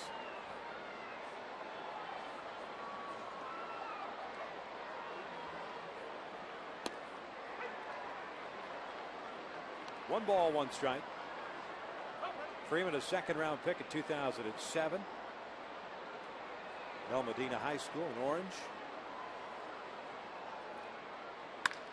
Rips this one into center field. And it's a leadoff single. 2nd hit of the game for Freddie Freeman. Hey, folks, on Wednesday, the Angels will have the Oakland A's in town, and all fans will receive an Angels 6-pack cooler, courtesy of Sparklet's Home and Office Delivery. Purchase your tickets today at the Angels Stadium ticket office or by visiting angels.com. It's a 4-game series against Oakland. The 6-pack cooler given away on Wednesday. When Oakland got shut out today, they had an extra inning game yesterday. Yep. Well, today 3-0 to San Francisco. Well, Brian Fuentes gave it up yesterday, right? If I'm not mistaken. Yep. And Lincecum dealt today.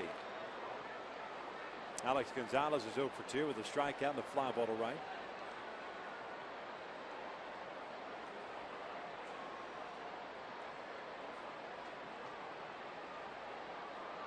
See that home run Prince Fielder hit? Yeah, he got a little bit of that baseball. My. Chopper found it's no balls, 2 strikes. At least he didn't swing hard at that one. Yeah, he never does. He definitely believes in that theory of swing hard in case you hit it. Because when he does hit it, when he swings that hard, it goes a long way. Wall scrapers, all of them. That was a crazy game. That was back and forth. Yeah.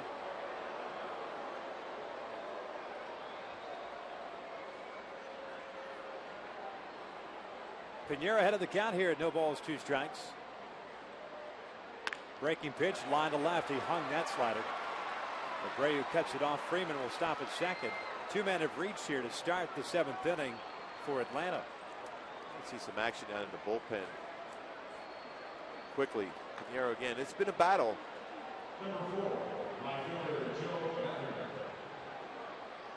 Kind of did Gonzalez a favor by hanging that breaking pitch.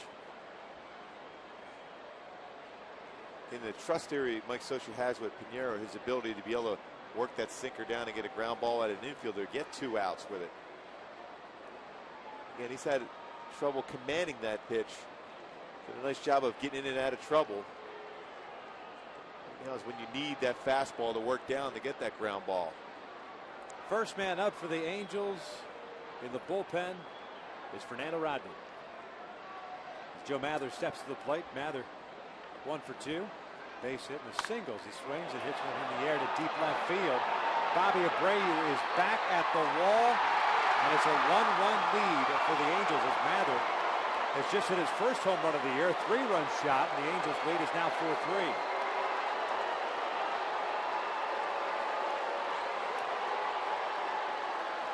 When you look at this Atlanta club, they seem to score all their runs late. Boy, fastball tried to run off the outside corner. They catch that outside corner around in the middle of the plate. Now they continues to hit the ball well.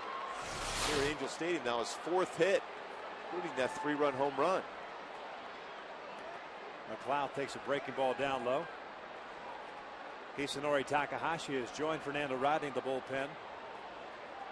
First home run of the year for Mather, now with 5 runs batted in. He likes hitting here in Southern California. McLeod again, a bouncer over to second.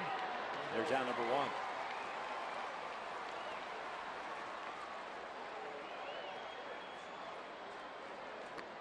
Well, 8 for his last 15, man. Well, he jumped all over that fastball. He's had some pretty good at-bats. A lot of times you look up, you see a couple hits here and there, you get a flare, but every ball he's hit in this series so far has been hit hard.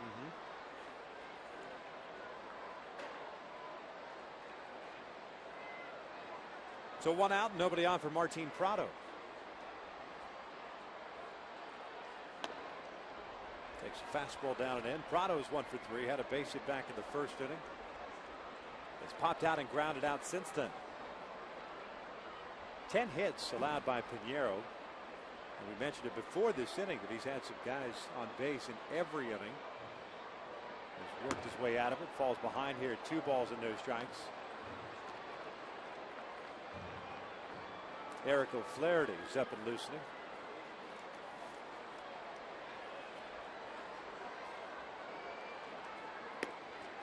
Two and 1. 97th pitch of the night for Pinheiro. 64 strikes.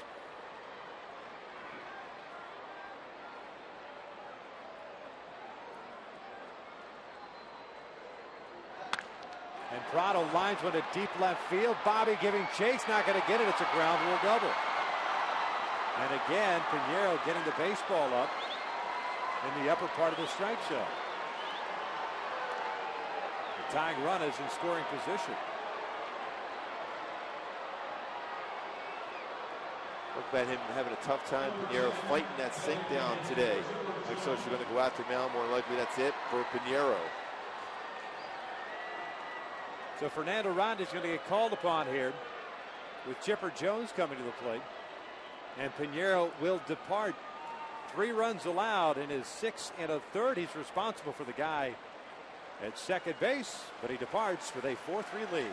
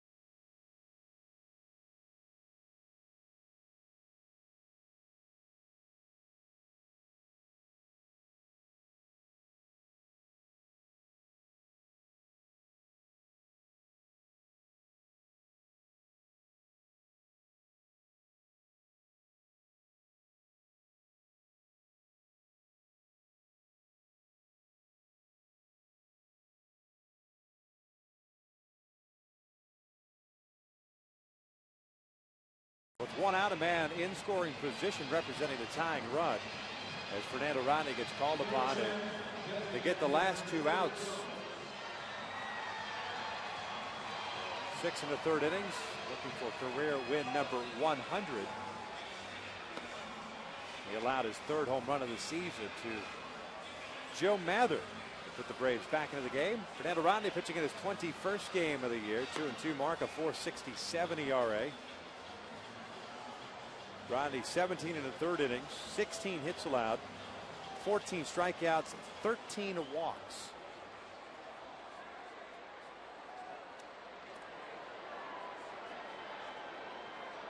I think erratic sums up Fernando Rodney's season thus far. Talking to Mike Butcher the other day about his mechanics, he's trying to shorten up his stride. Big thing for him to be able to maintain that fastball command. First pitch changeup is outside. It's 1 ball, no strikes. Chipper Jones 1 for 3, had a double in the 4th inning. Takahashi still throwing in the pen. Kevin Jepson has joined him out there.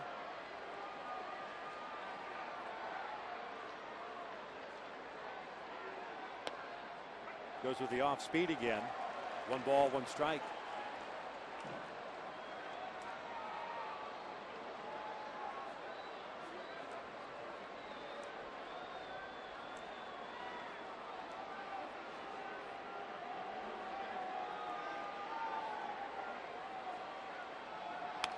One foul back to the screen, going with a fastball. Well, he had a pretty good swing at that fastball also.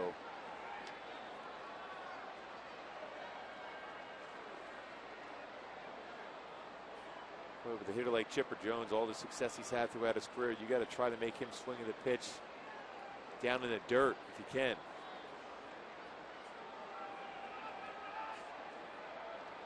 One-two pitch in the dirt. Conger blocks it. Prado remains at second base.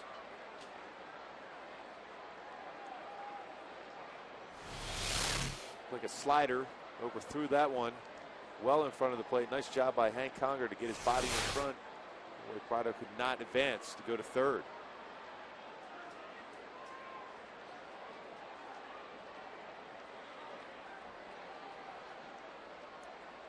Ibar trying to keep Prado close to the bag. 2-2 pitch, grounded weakly over to third. Callaspo looks Prado back across the diamond. 2 outs.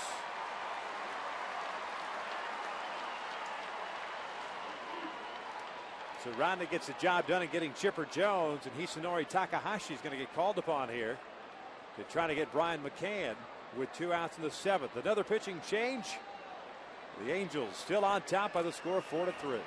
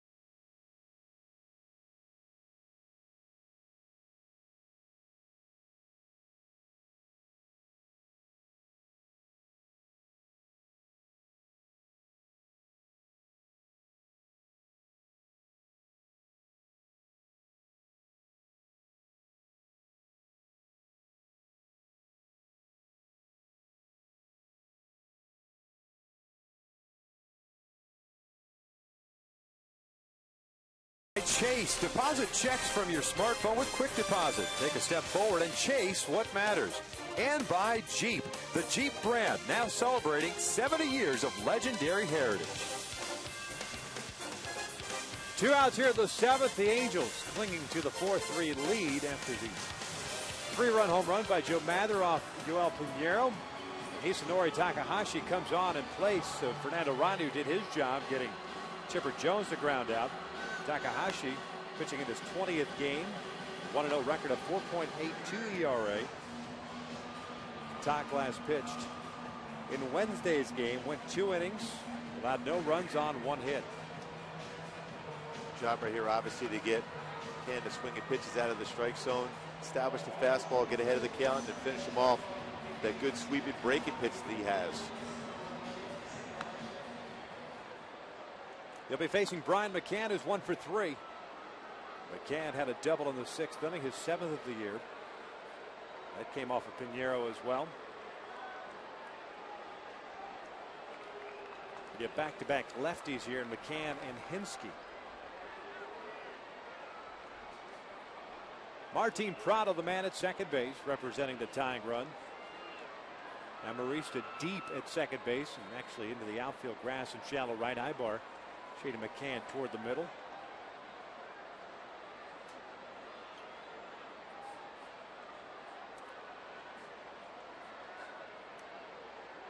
The first pitch sliders in there for a strike. McCann, a .245 hitter against left-handed pitching, as compared to .291 against right-handed pitching coming into the game tonight. Obviously, having faced Takahashi last year, Takahashi pitching for the New York Mets. It is 1 for 4 against him.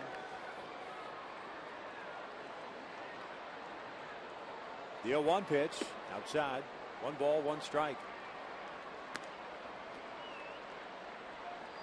4 hits in the inning for Atlanta. 2 singles, a double, and a home run. All off Pinheiro.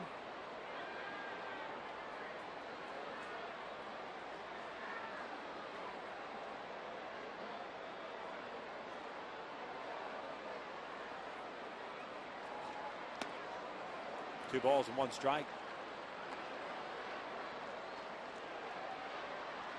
And the reality is you still don't have to give in on a fastball. You have an open base. You can hit your pitch. Takahashi's #1 pitches are his curveball, slider, sneaky fastball.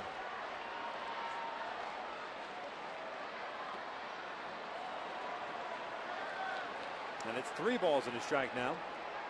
With Hinsky on deck. Hinsky with a couple of hits in this one, a couple of singles and a fly ball to center.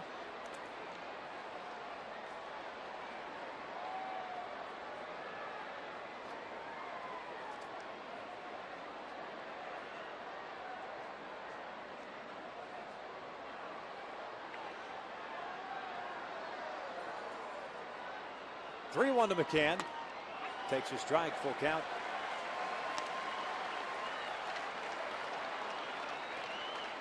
And now, because you hit that fastball in the outside corner, you have that option now of throwing a slider that starts at that exact plane and cutting it off the outside corner to get a swing and miss.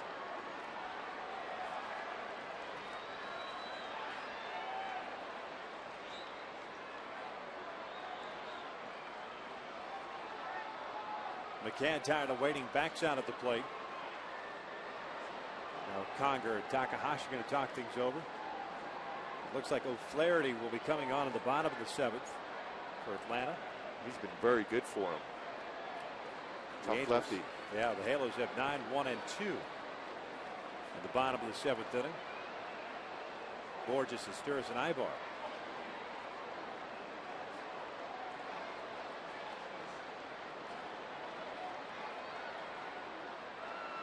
3-2. This one out toward left center field. Borges giving chase and not going to get it. All the way to the wall. Prado will score, and this game's tied at 4.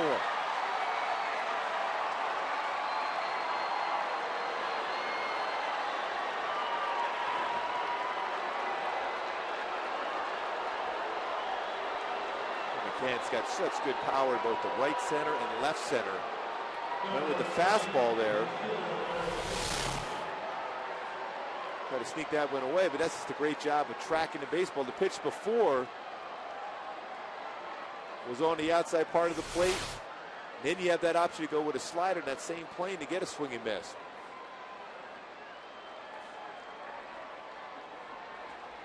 All 4 runs charged to Pinheiro in his 6th and a third. No longer in line for win number 100. Hinske a swing and a miss. No balls and a strike. Probably the pitch would have been better served against McCann. The reason why I say that, because that fastball that pitched before was located perfectly on the outside corner. Now as a hitter, you got to think, okay, is he going to spot that fastball there? Because you throw a hard slider there, it's going to go off the plate, and you're going to swing at it. 1 ball, 1 strike.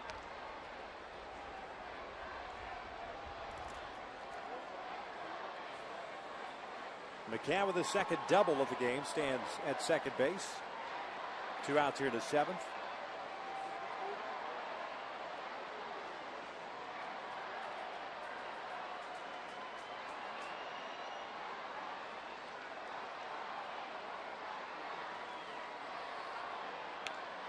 One ball, 2 strikes.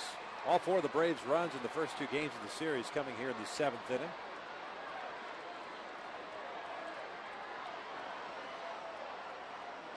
And it escalated in a hurry on Pinheiro. Back-to-back hits, singles by Freeman and Gonzalez. The one he'd like to have back, without question, is the 2-strike hanger to Alex Gonzalez. And he hit into left field for a single, and that set up the Mather home run. Missed down low, apparently. It's 2 balls, 2 strikes. And that's when you know you just don't really feel good as far as your release point when you're throwing the ball, when you're ahead of the count 0-2 late in the game and unable to finish off a batter. It was a battle for Pinheiro. He did a good job as far as working his way through some jams. But this Atlanta team does have power. The batting average isn't necessarily high, but they do get the base hits with guys in scoring position, and particularly late in games.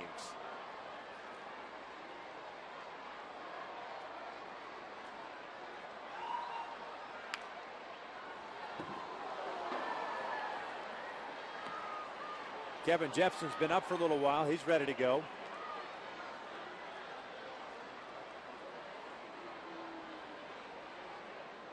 Two balls, 2 strikes on Hinske. Atlanta with 12 hits in this ball game.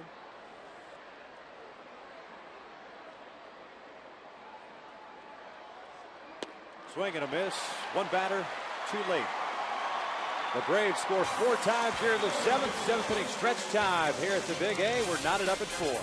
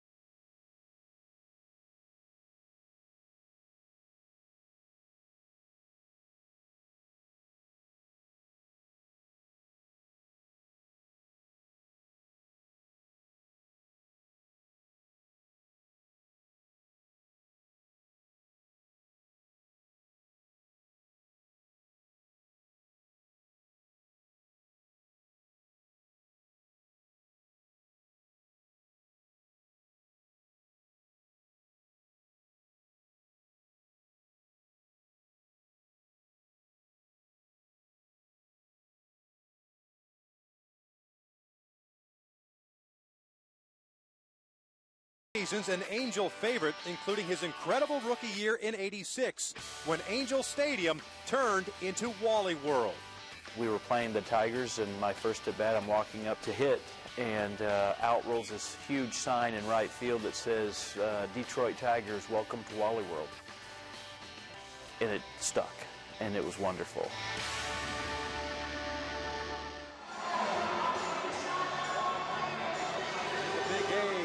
Before the game for the ceremonial first pitch, threw a strike. And kind enough to join us here in the booth. Sweet swing, sweet glove over at first base. Unbelievable. Yeah. Talk about great gap type power to left center field, to right center field. Tremendous glove, and you mentioned that arm he had. Phenomenal. Here in the bottom of the 7th, the Angels will face a new pitcher. It's Eric O'Flaherty. Might be familiar to some. He came up in the Seattle Mariners organization. Pitching now his 26th game. 1-2 mark and a 1.13 ERA. Facing 9-1-2 here in the 7th. Borges drops a bunt foul on the first base side. And it's no balls and a strike. Borges 0 for 2. A couple of strikeouts, one looking, one swinging. Good idea right there, too. We talked about it a lot, especially when he's facing a left-handed pitcher. Most times you fall towards third. That push bunt to the right side. Force either the first baseman or the second baseman to have to make that play.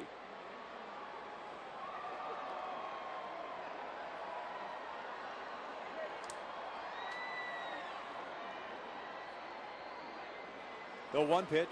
Borges a swing and a miss. No balls, 2 strikes.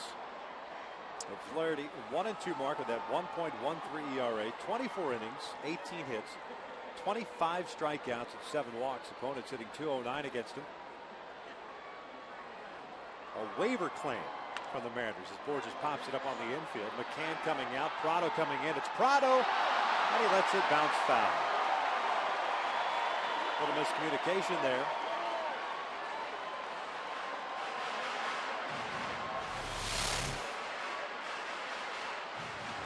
Boy, always an easier play from a third baseman coming in as compared to a catcher. Have to go out from that crouch position to be able to make that play. And that communication, McCann got out of the way right away. Prado unable to make the play. Maybe a break. Well, I'll tell you what, if Peter Borges could hit a ball to left center field, he might be able to run forever.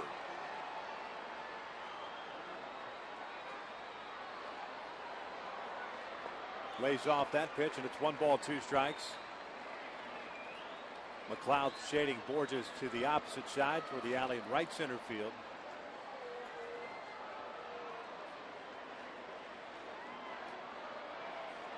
Leaving Hinsky exposed in left field. 1-2. 2 balls, 2 strikes. Scott Downs now up.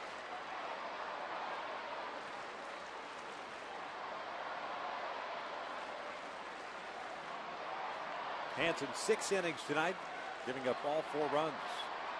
Borges hits one in the air to left. Hinsky comes in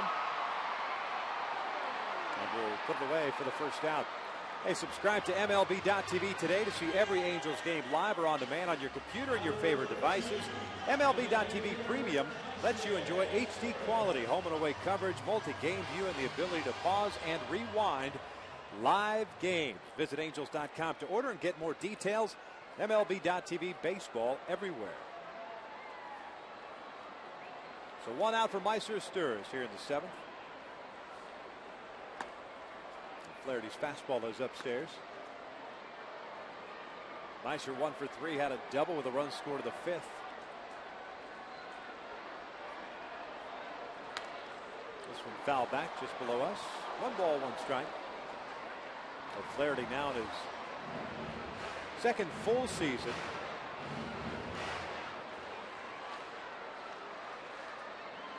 Check that, 3rd full season with the Atlanta Braves. Last pitch with the Mariners in 08. 78 games in 09. 56 games last year. It's 2 balls and 1 strike.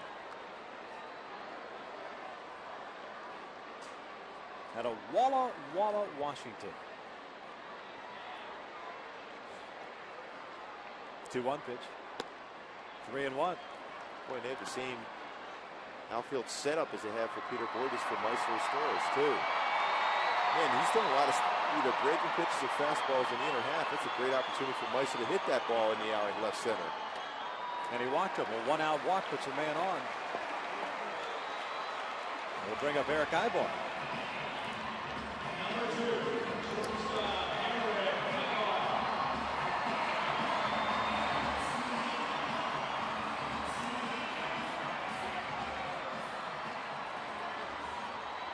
Ibar in this one, 1 for 1, was hit by a pitch and scored a run in the first, single in the third inning, had a sac bunt in the fifth.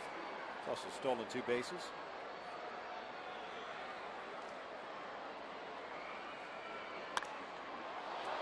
Pops this one up on the third base side. McCann and Prado. McCann will take charge here.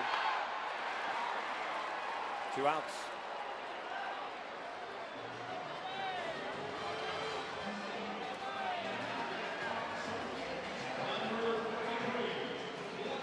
That'll bring up Bobby Abreu. Bobby in the first inning gets a fastball against Tommy Hanson. Inner half turns on it. At that point, the Mariners up 2-0 before eventually going up 4-0. The Braves came right back at the top of the 7th to tie it up at 4. Second home run of the year for Abreu that came in the first. The Angels scoring 2 more in the fifth. Torrey Hunter, the 2 RBIs single.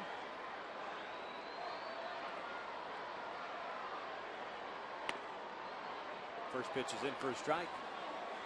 Abreu 1 for 1 with that home run. He's walked the next 2 times. He's also stolen 2 bases and scored a couple of runs.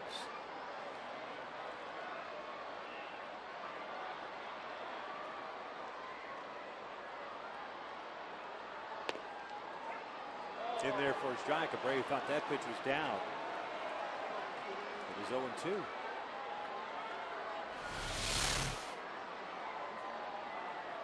Fastball below. Strike zone corner. Fox tracks. Quick throw to first. Esteros is back. The bullpen for the Braves has been very good this year. 7-8 record, a 2.68 ERA. Even though they're missing Pete Moylan, who's out with back surgery.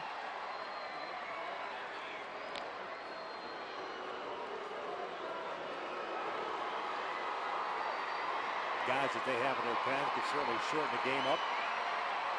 Good power arms. Certainly been a strong point for this club. 0-2. Bobby lays off that fastball. 1 ball, 2 strikes. Torrey Hunter on deck.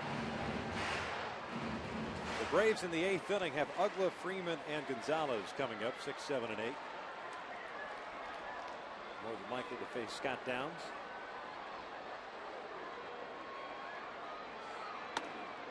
In tight, 2-2.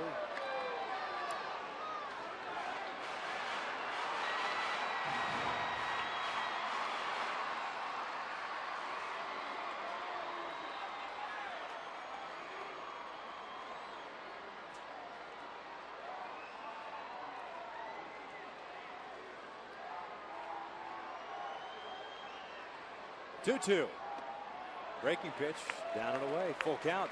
Mysterious with 2 outs will be off the pitch. Certainly an advantage against a tough lefty. A decent move to first. Be able to get a jump in now 3-2. Still holding them on.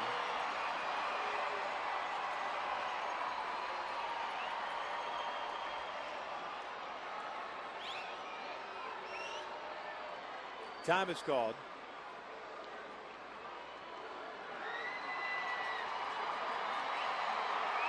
Making sure everyone, I guess, is aware of the count and the situation.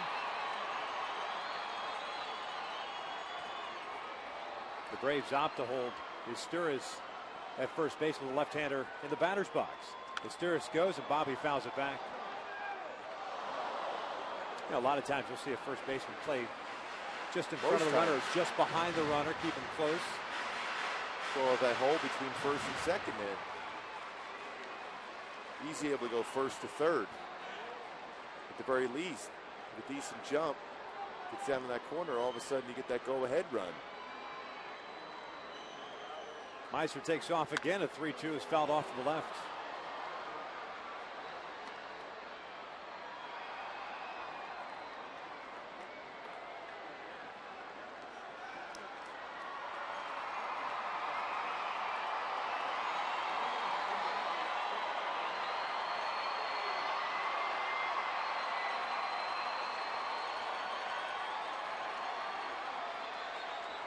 Good battle here between O'Flaherty and Abreu.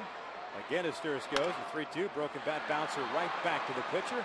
That will end the Angels half of the seventh. 7 in the books. He's still tied at 4.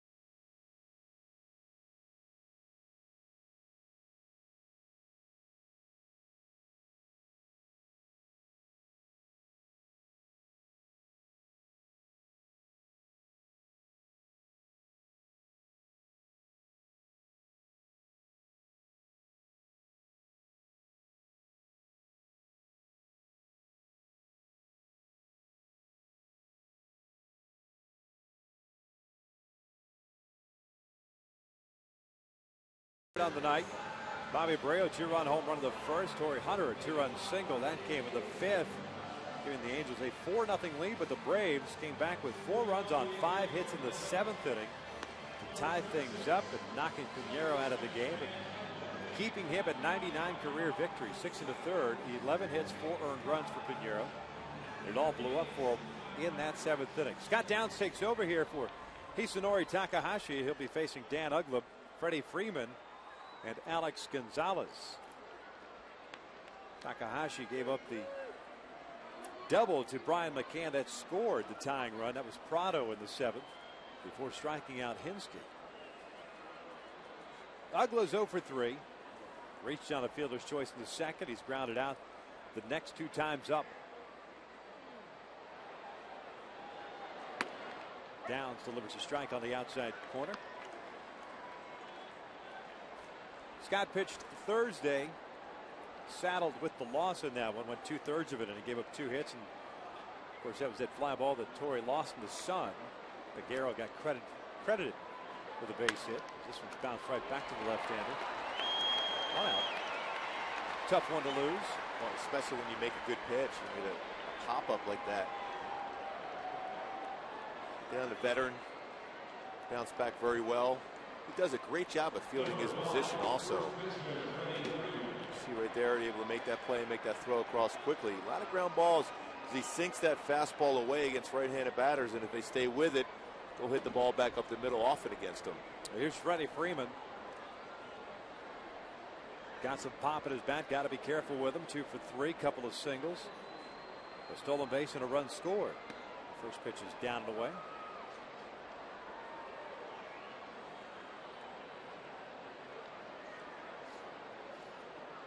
Two other games still going on in Major League Baseball. Seattle down at Petco Park leading the Padres 4-0 in the 9th.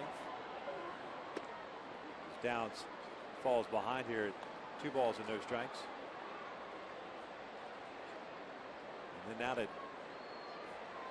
Phoenix, the Twins leading the Diamondbacks 4-3. That game at the top of the 8th.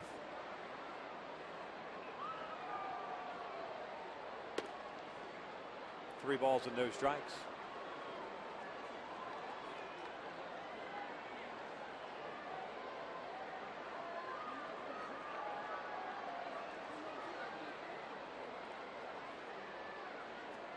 Alex Gonzalez is on deck, the 8th place hitter.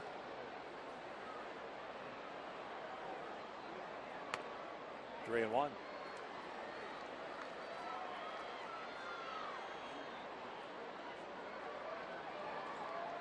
Freeman really got that thing rolling in the 7th inning with that base hit. He's been very good as far as keeping his hands back.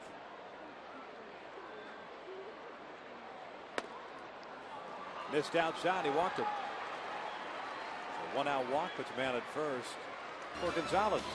Hey, Saturday, May 28th, the UEFA Champions League final comes to Fox for the rematch of the 2009 final as Barcelona looks for their 3rd championship in 6 years, while Man U looks to avenge their 0-9 defeat and claim their 2nd title in 4 years. Fox Sports exclusive coverage of the UEFA Champions League final begins Saturday, May 28th at 2 p.m. Eastern, 11 a.m. Pacific in high definition. I'm pumped up for that. I'm pretty sold now. I'm done. I can't wait for it. Got to DVR that thing. No question. Gonzalez takes down and in. 1 ball, no strikes. Braves shortstop, 1 for 3. A single with a run scored in the 7th.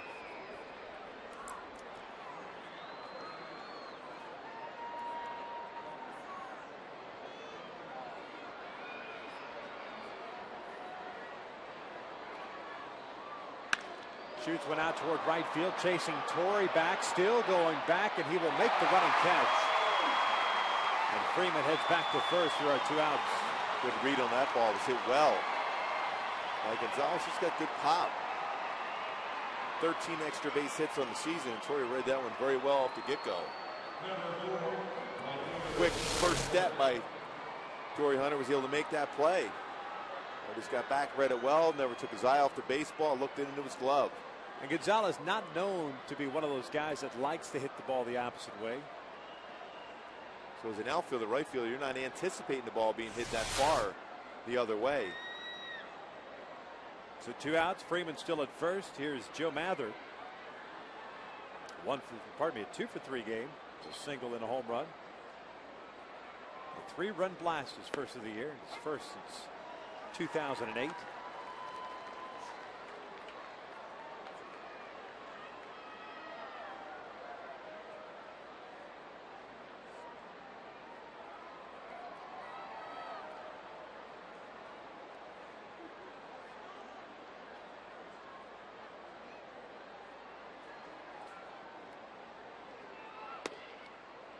One ball, 1 strike.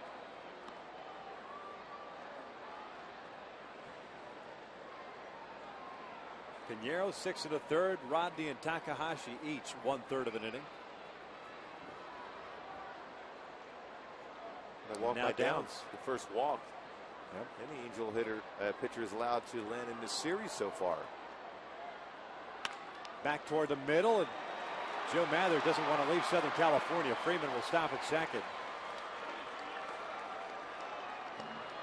5th hit of the series. Well, a couple of those hits right back up the middle. So you think, okay, you saw the ball in the inner half, he hit out of the ballpark, you figure go away on him. He's done a nice job of staying back with his hands and driving that ball up the middle.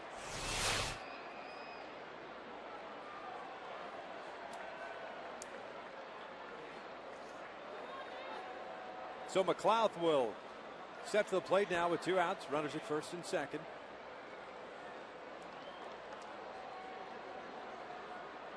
Braves as a team came in hitting .235 against left-handed pitching, .242 against right-handed pitching. They've racked out 13 hits tonight.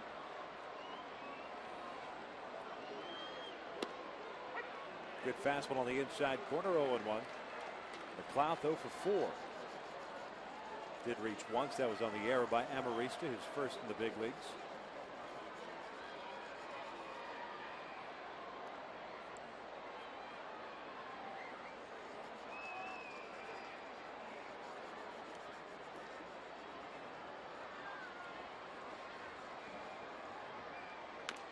Little number up the first base line. Downs has it, throws to first. The inning comes to an end. No runs, a hit. The Braves leave 2 men on.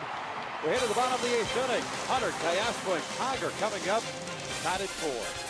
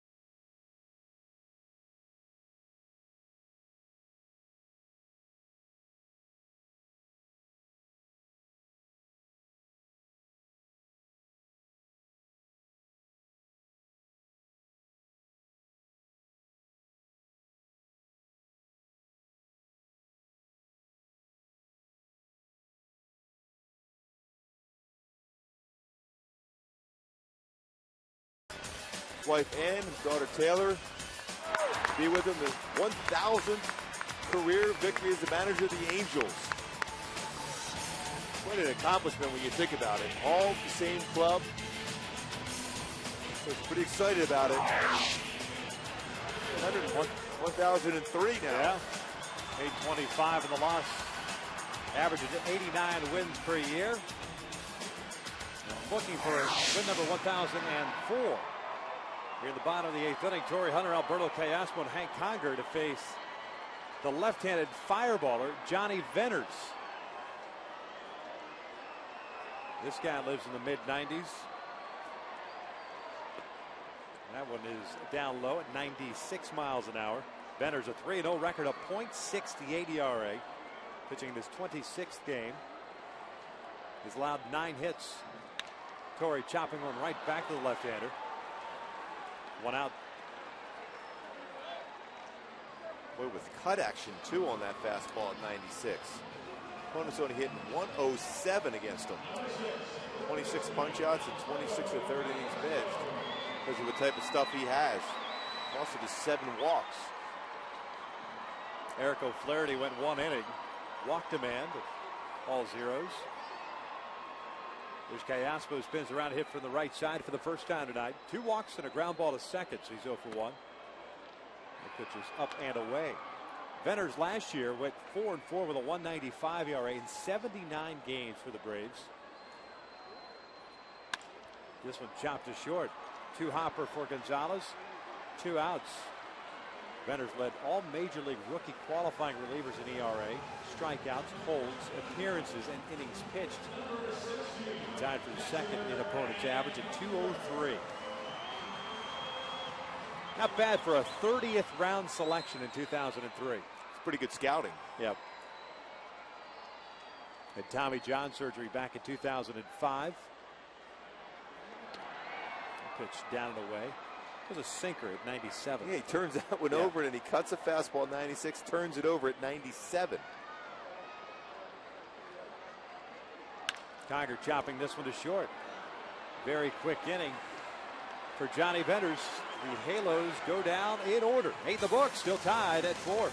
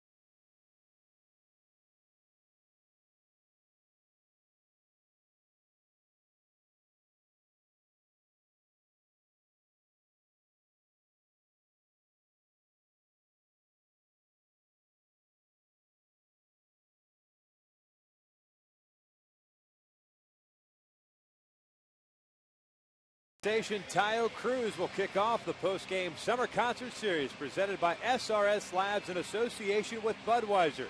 Purchase your tickets today at the Angel Stadium ticket office or by logging on to angels.com/concerts at Tayo Cruz on June the 11th.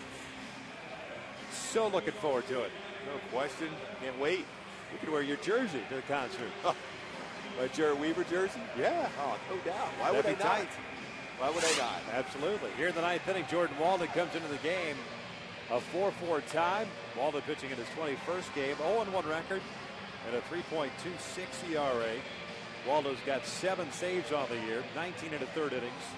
16 hits allowed. 21 punch-outs. He's scheduled to face 2, 3, and 4, Prado, Jones, and McCann.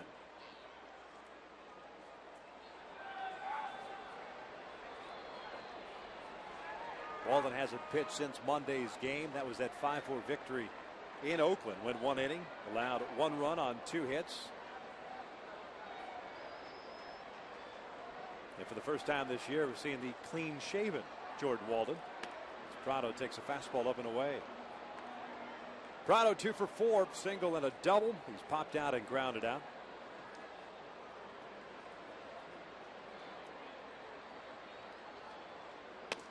Two balls and no strikes. Jordan taking over for Scott Downs, who went 1 inning. Walked a man, gave up a hit, but no runs across.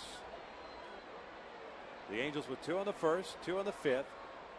Take a 4-0 lead. Then Atlanta with a 4th spot in the 7th to tie things up. And Walden here in the 9th to start things off, falling behind at 3 balls, no strikes.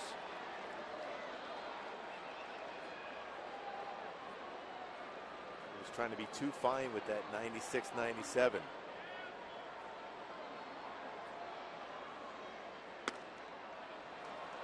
And it's a 4-pitch walk. The leadoff man is on board. Mike Butcher quickly coming out now.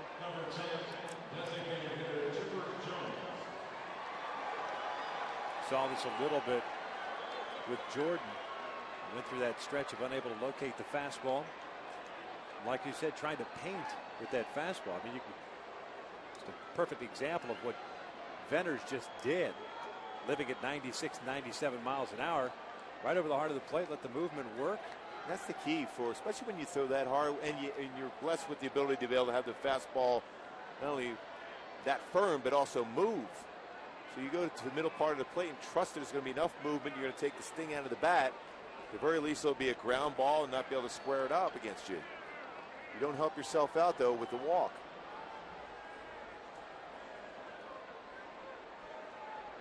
Chipper Jones 1 for 4. His double came back in the 4th inning.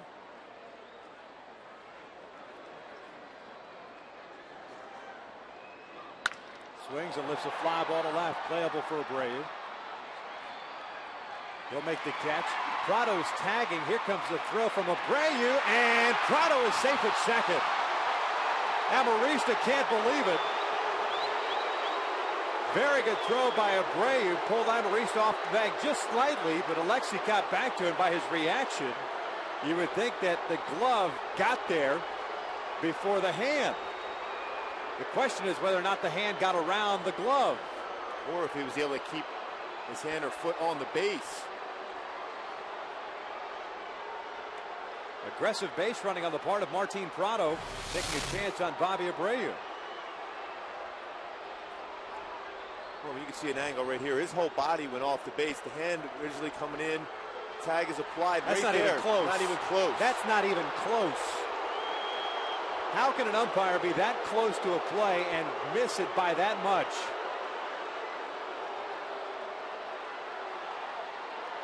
I mean, what's he looking for? DJ Rayburn blowing a call at second base. Not even on the bag. No. It's an intentional walk to Brian McCann. Will put runners at first and second with 1 out.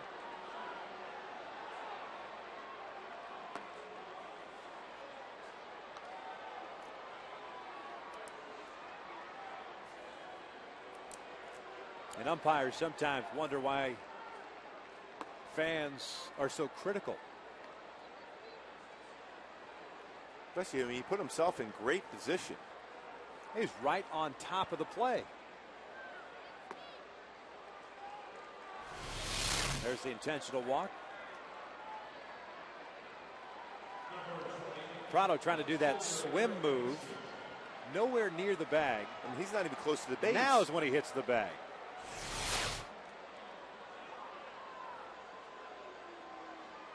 So Eric Hinske will step to the plate here with runners at first and second with 1 out. Hinske a couple of hits, 2 for 4, 2 singles.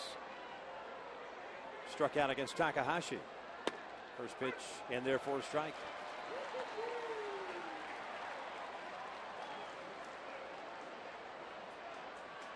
Braves shallow in left, Torrey shallow in right.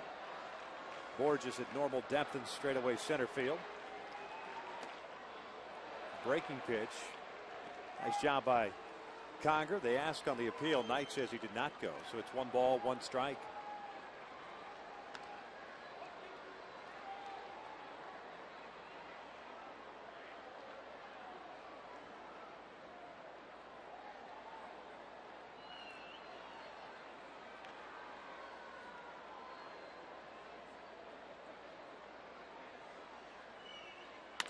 Grounded over to third base. Callaspo will feed Amarista. Relay to first. In time. Well, if you can't rely on the umpires, go ahead and do it yourself. Inning-ending double play. We head to the bottom of the ninth. Bottom third coming up. Tied at 4.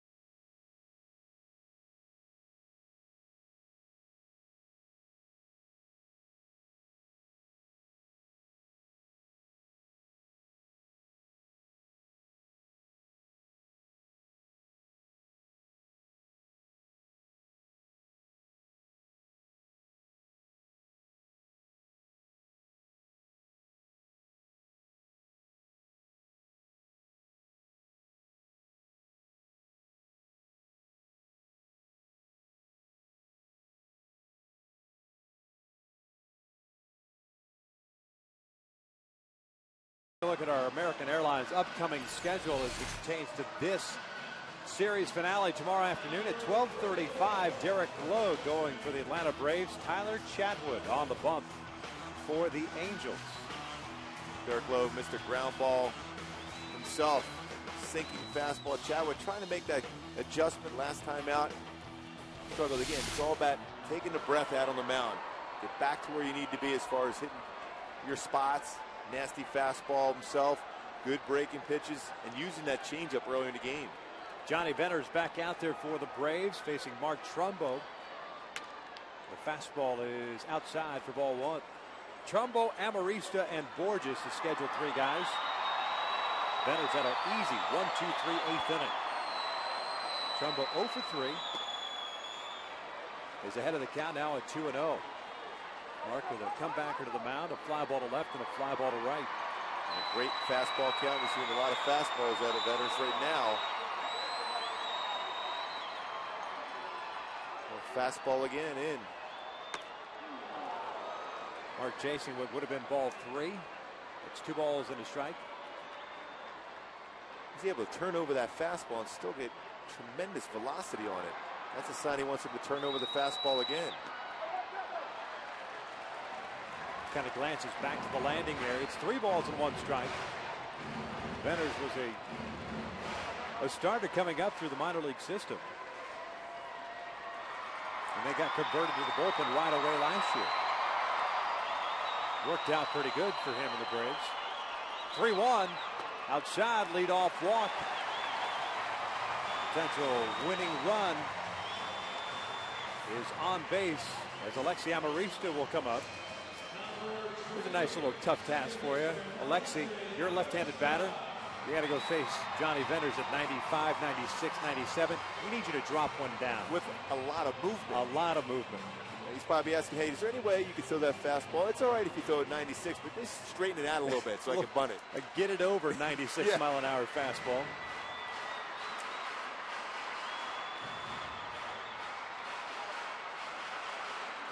Rich Thompson's up just in case.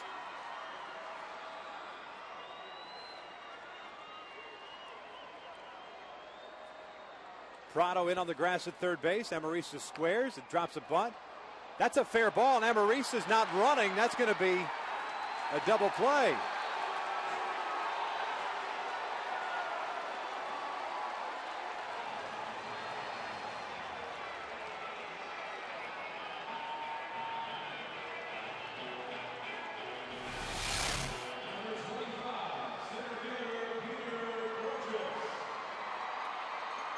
That's a heads-up play by Brian McCann, not stopping. Jerry Lane calling it a fair ball.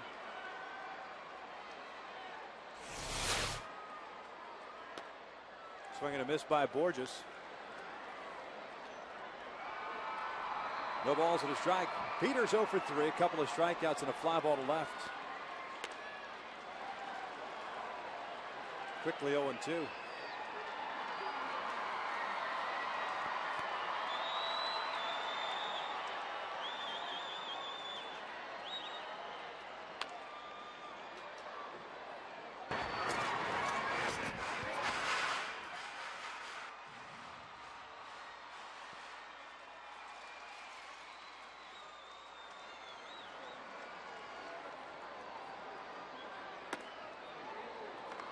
One ball, two strikes on Borges.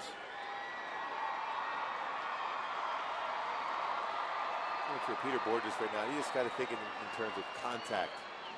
Utilize your speed. Just got a piece of that one. The count remains at 1-2. I feel him a changeup.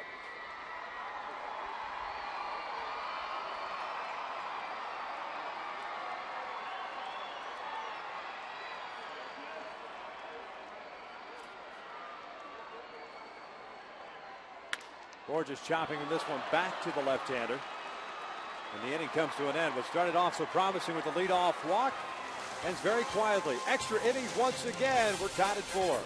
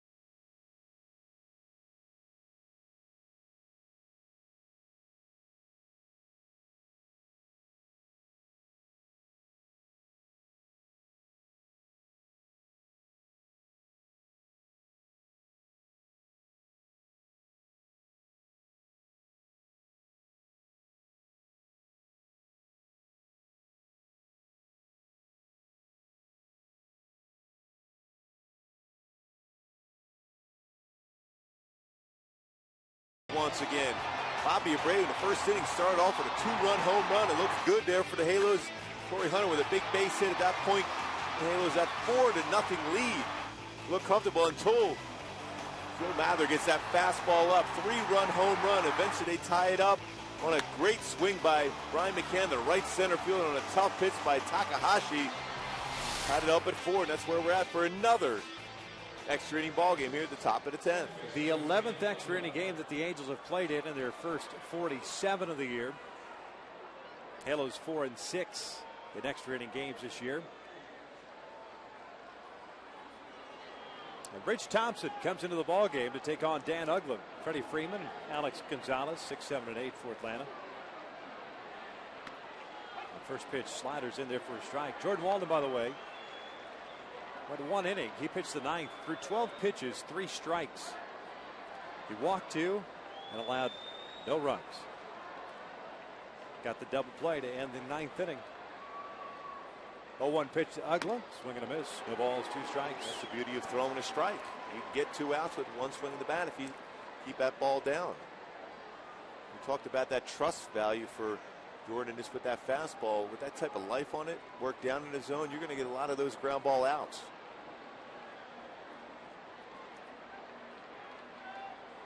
Oh, 2 pitch lined into center field. A little hanging slider that Ugla went down and got. Leadoff man is on for the Braves.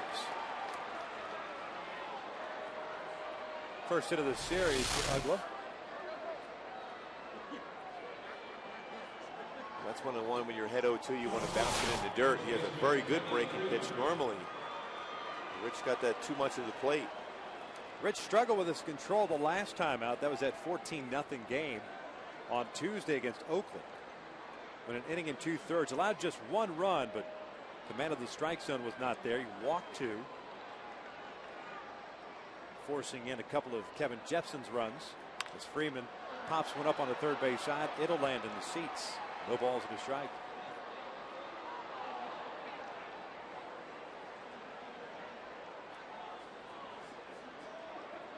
The Braves have double barrel action going for them. Their closer Craig Kimbrell is up. The right-hander George Sherrill, who was up earlier in this game, is also loosening as well.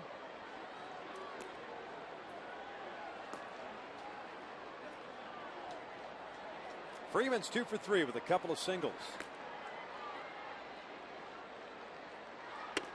Almost hit him. 1 ball, 1 strike.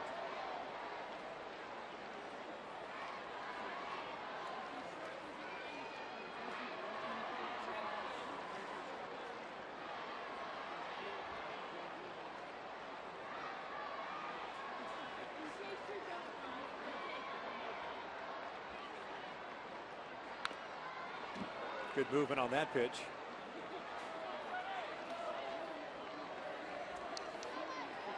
And it's 1 ball, 2 strikes.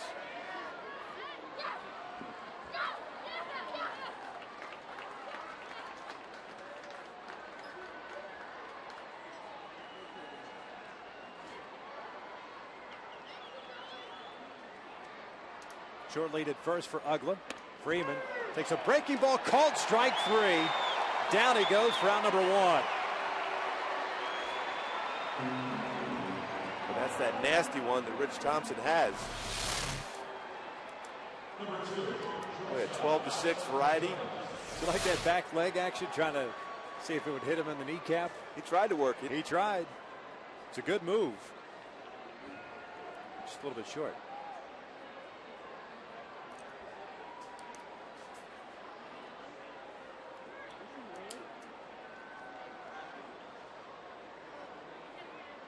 So 1 out, 1 on for Alex Gonzalez, the shortstop. He'll look at a strike.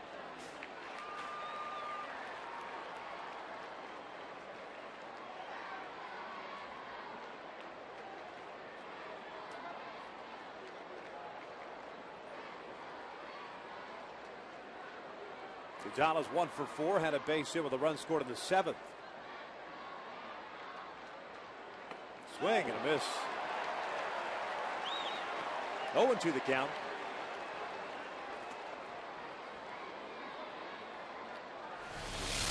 Nasty breaking ball once again.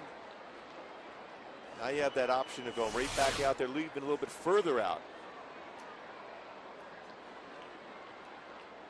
Throw a curveball here. Nice job by Hank smothering that one. And it's 1 ball, 2 strikes.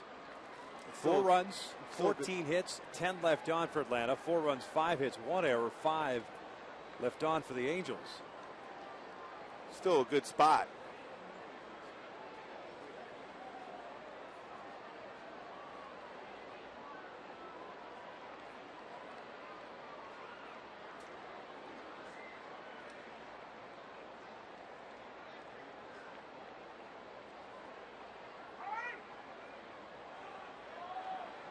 He'll step off, trying to keep Ugla close.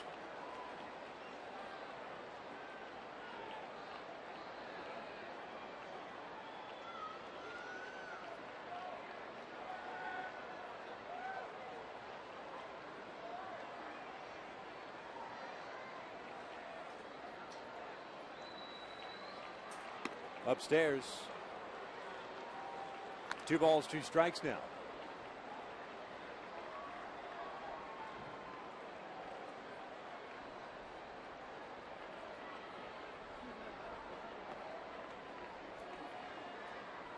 Ugla with a base hit to lead off this 10th inning. Freeman struck out looking. Now a 2 ball, 2 strike count on Gonzalez. Breaking pitch hit in the air toward left. Bobby was playing deep, comes chugging in, makes the catch, 2 outs. Abreu playing on a no doubles alignment, and Gonzalez just out in front of that one. It looked like he initially got frozen by the swing, long swing by Gonzalez, but was able to read it after that and come in to make the play.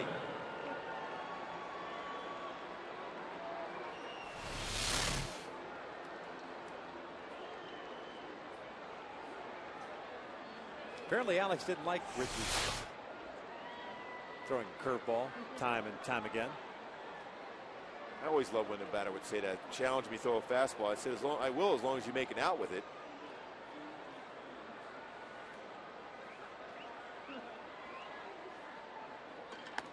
Mather, did he go? Nope. Bob Davidson says he did not. 1 ball, no strikes. Mather's been just on an absolute tear of late. 8 for his last 15. 3-hit game tonight after the 2-hit game last night. 2 singles and a 3-run home run. That came with a 7th. Off the end of the bat toward the dugout. It's 1 ball, 1 strike. Something we haven't seen from Rich in a while is that big, sharp breaking ball. He's had great movement on his fastballs as well. But unlike the outing he had in Oakland, maybe it's just a time off, kind of get a chance to regroup. Get back to confidence. He's been throwing the ball so well. We're going to go try fastball away. This one's popped up behind the plate. Conger gets rid of the mask. We head to the bottom of the 10th inning. The Angels have Asturis, Ibar, and Abreu coming up in a 4-4 tie.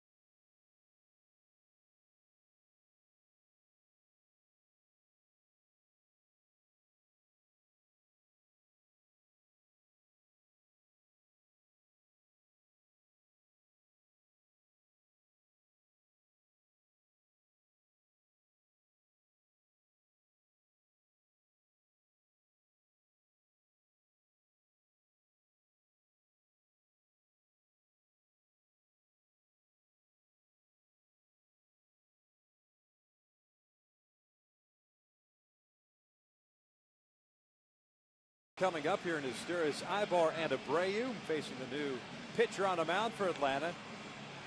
It is George Sherrill coming on in place of Johnny Venters. Venters, I tell you what, was absolutely filthy. First time I've had a chance to see him in person, and I'm glad he's no longer in the game. Yeah. God bless him and the rest of his career. Yeah, move on. Yeah, he's hopefully threw enough pitches today. We don't see him tomorrow either. He threw 2 innings, all goose eggs, except he didn't walk a man. No strikeouts, no hits allowed. Sherrill takes over now to face Meister Asturis. Sherrill, no record of 1.80 ERA in 16 games with the Braves this year. 10 innings, 7 hits, 12 strikeouts, and 5 walks. This after the abysmal 2010 campaign he had with the Dodgers. A 2-2 mark with LA last year, 6.69 ERA. And pitched in 65 games. Masturis takes a fastball in there for a strike. And fastball still at times can get to the low 90s, but settles in 88 to 91 range. Curveball and the changeup. Missed outside. 1 ball, 1 strike. Masturis 1 for 3 tonight with a double and a run scored.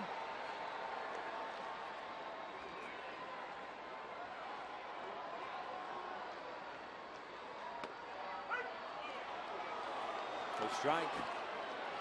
And it's 1-2. Cheryl signing with the Braves in the offseason as a free agent. But 2 seasons or parts of 2 seasons with the Dodgers.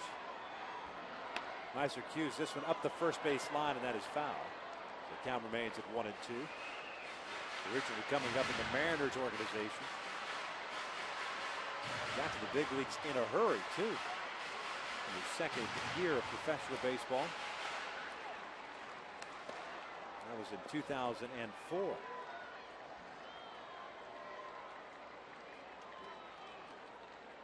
Always as a reliever.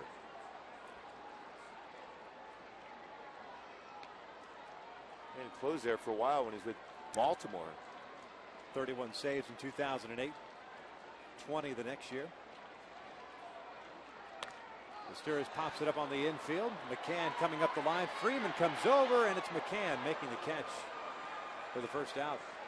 Boy, down the first base line to third base line, the communication not necessarily there for the Braves on pop-ups. McCann going out, made that play this time around. I wasn't going to wait for the infielder to call him off. And it's always easier for the infielder coming in as it's compared to a catcher going out for a pop-up. So with 1 out, nobody on, Ibar steps to the plate.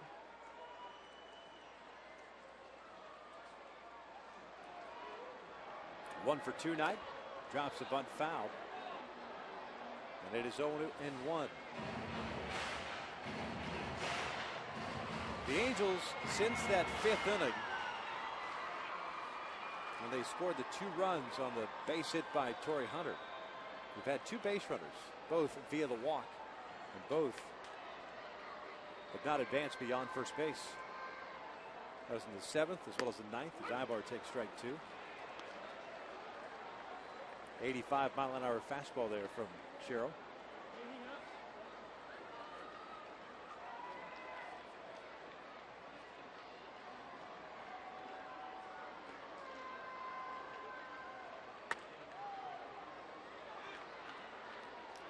One and 2 now. When you look at the numbers for the Braves this month of May alone, as far as their bullpen, ERA is a bullpen 2.17, and that's over 62 innings pitched.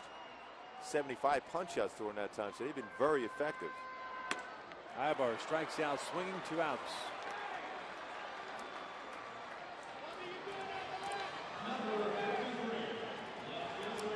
So 2 outs and nobody on for Bobby Abreu.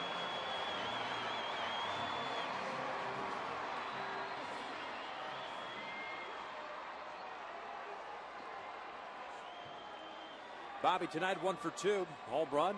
The bouncer back to the mound. He's also drawn 2 walks. Stolen a couple of bags. And scored 2 runs. It's one of those times for Bobby just to think first pitch fastball. If you get one inside, turn on it.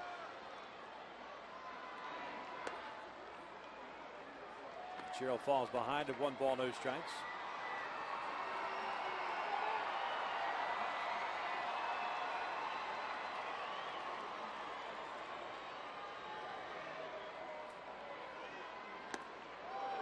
Like that? Exactly.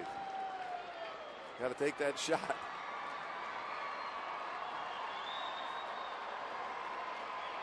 Count evens now, 1 ball, 1 strike. Sherrill was part of that big trade between Seattle and Baltimore. Eric Bedard deal also included Adam Jones. 1 and 2.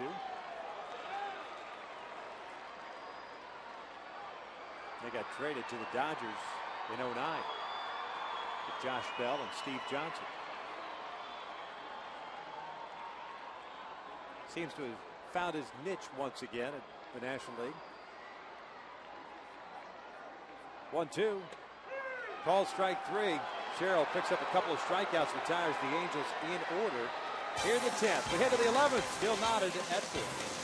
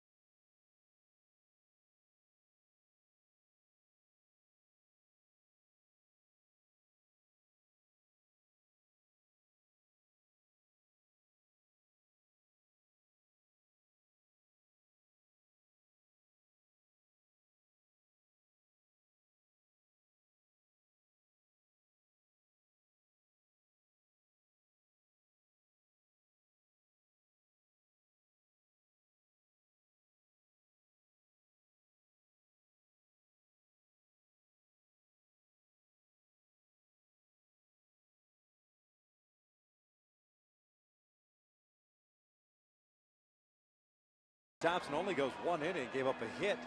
Also picked up a strikeout, but Mike Scioscia going to the bullpen. Kevin Jepson comes into the game, and now the Angels down to one reliever. Trevor Bell is the lone man standing down in the bullpen. Kevin 0-2 with that 12.27 ERA. That ERA bumped up because of that 5-run performance in Oakland on Tuesday, giving up 4 hits, including a home run through a wild pitch. His 1 inning of work. A couple of those runs, as we pointed out, came across courtesy of Rich Thompson, but they were inherited runners. They were Jepson's runners, and that's why he got banged for 5 runs. Here in the 11th, it'll be McLeod, Prado, and Jones. 1, 2, and 3 for Atlanta. Atlanta themselves playing in their 9th extra inning game this year. Their longest was 13 innings in San Diego back on April 25th. Their last 4 have gone 11 innings. As McLeod fouls the first pitch back, and it's no balls and a strike.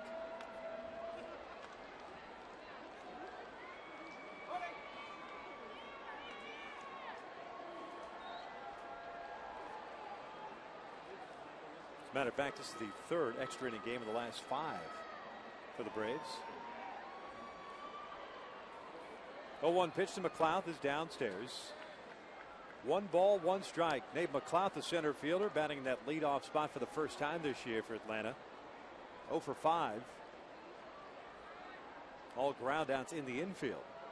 But he did reach on the error by Amarista in the 3rd.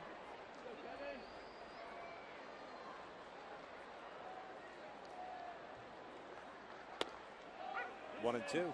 Well, I was watching Kevin Jepson throw a bullpen session yesterday early with Mike Butcher, and I talked to Butch afterwards. He thought he had his best stuff he's seen in a long time. Shorten up his stride, trying to work through his fastball. His curveball was excellent. His cut fastball was what we saw the first few months of the season last year. Breaking pitch. Did he go around? They asked for help. No, says Brian Knight. I don't know where the pitch was itself also. 2 balls, 2 strikes. Well, that pitch had a good break to it. Well, that's got to be a strike, yeah. It? Pretty close to it.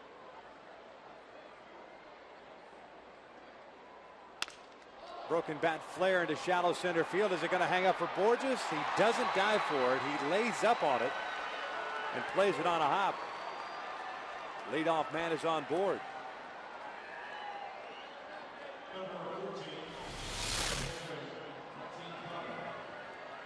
One long swing into the bat. Kind of surprised he pulled up on that ball. See by his reaction, he's thinking the same thing. Here's Prado. It's 2 for 4.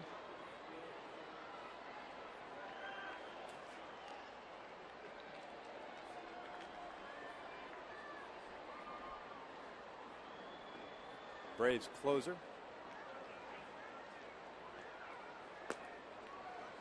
Just playing some catch. Kayas went on the grass at third. Prado showing bunt. Bunts went up the first base line. It goes foul. And it's no balls and a strike.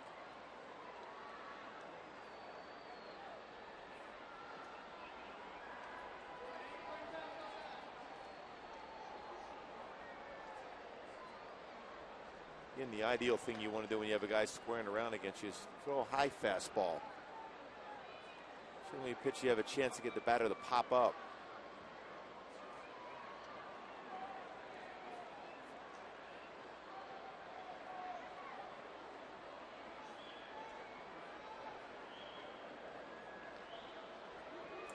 Long pause there by Jepson.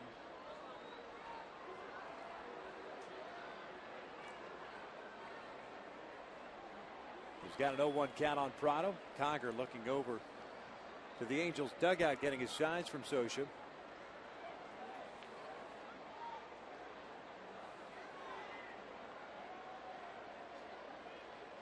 Another bunt situation. And Prado kind of runs into Conger. They'll still throw him out at first. Incidental contact. The sacrifice works as McLeod ends up at second base.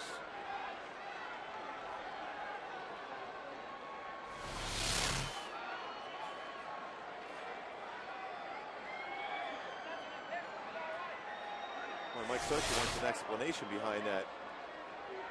Because you're running into the catcher. It's not only it's an out, it forced that base runner back to first base. Yep.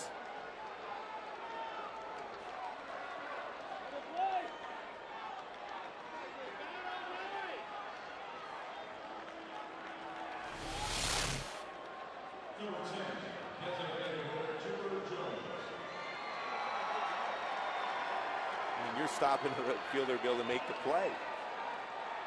You can see why Mike Scioscia was inquiring about that, especially when you put an elbow and shoulder in the catcher trying to make the play. Here's Chipper Jones with McLeod at second base and 1 out. Fastball up and away. Chipper 1 for 5, had a double in the 4th inning. His 15th double of the year.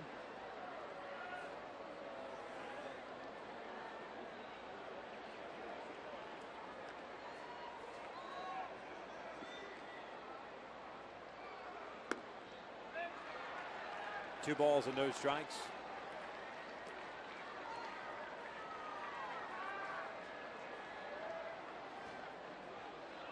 The Braves tonight 3 for 12 with men in scoring position. The Angels just 1 for 4.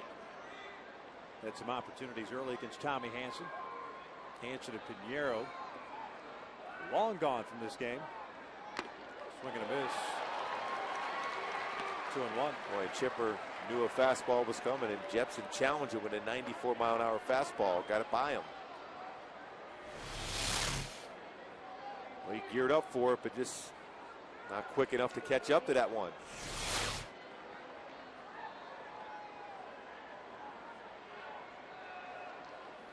2-1 pitch. Fouls it off to the left. 2 balls, 2 strikes. Great crowd again tonight. 43,511. Many whom have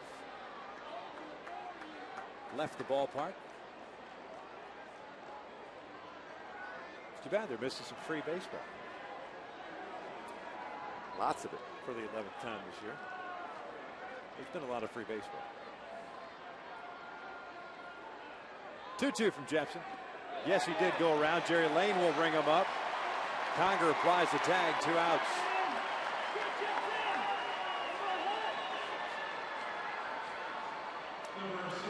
That's that nasty slider he's been throwing. Look at that adjustment. He's going to swing at that one.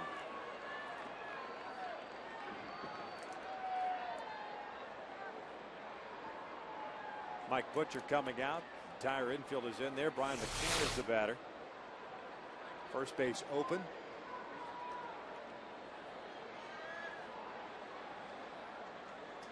Leadoff single by McLeod here in the 11th. The sac bunt by Prado. And now the strikeout of Chipper Jones.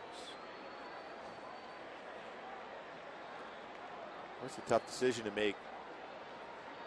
Ken, who's been hitting the ball well again tonight. You walk him, you got Eric Hinsky, who's done a nice job at the plate himself. Intentional walk is forthcoming.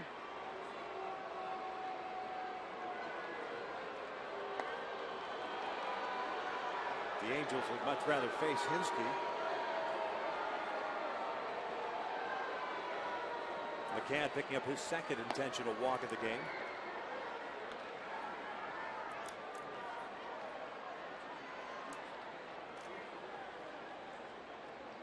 Here comes ball 3. I think anytime you have, in this scenario, you got to walk McCann like Mike Sochi decided to do. Because of the fact that 2 doubles, one to right center, one to left center. So here comes Hinsky with 2 outs and 2 on. Hinsky in this one 2 for 5, couple of singles. Rolled into the double play that ended the 9th inning. The Angels, by the way, in the bottom of the 11th inning, have Hunter Cayaspo and Conger due up.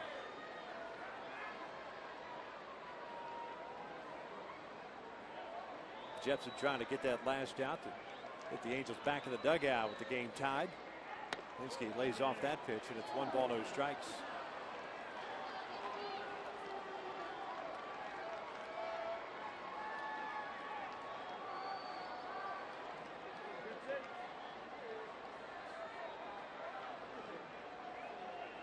Outfield straight around for the Angels.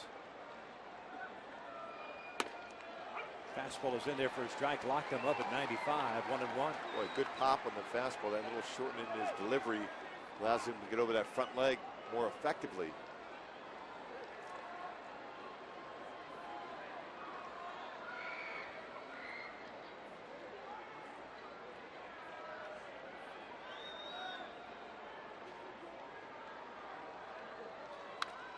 One and 2.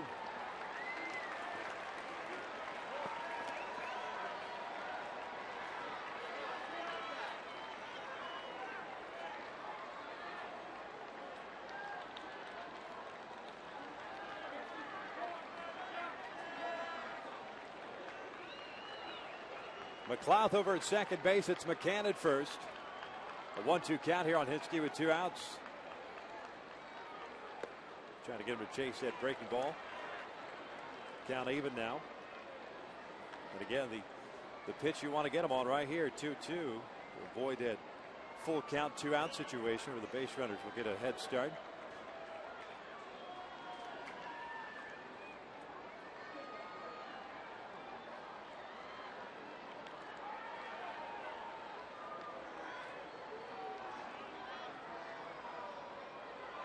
Two-two, rolls it foul off his leg.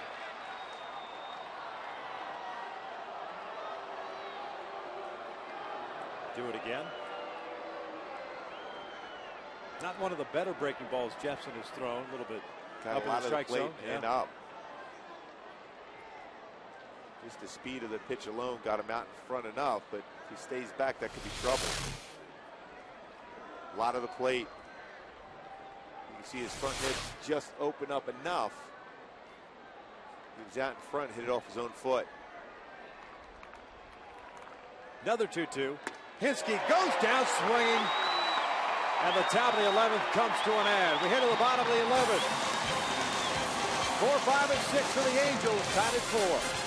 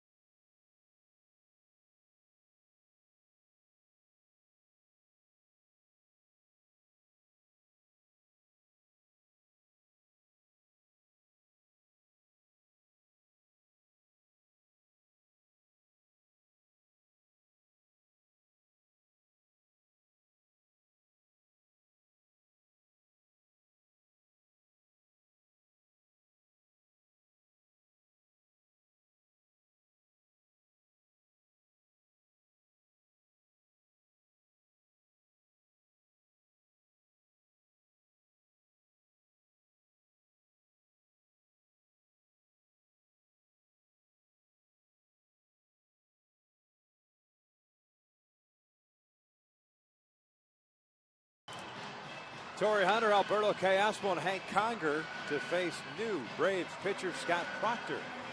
Comes in place of George Sherrill. He had himself a 1-2-3 inning in the 10th, including a couple of strikeouts. Boy, former Yankee at one point and Dodger, that always had a good fastball. 92 to 96 curve, slider, changeup. Pitches in a ton of games, but Joe Torre had him with the Yankees and with the Dodgers, had him out there a lot. And occasionally, though, makes mistakes with that fastball. Good slider. Likes to throw a slider. That's his out pitch, especially against right-handed batters.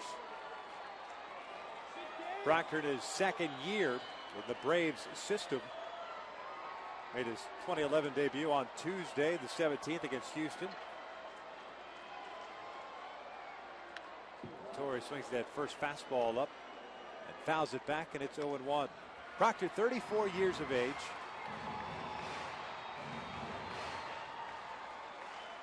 Got to the big leagues for the first time with the Yankees in 2004.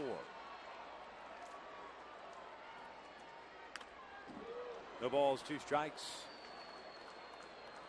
And most time, this is when you're going to see him throw the slider, challenge him with a couple fastballs.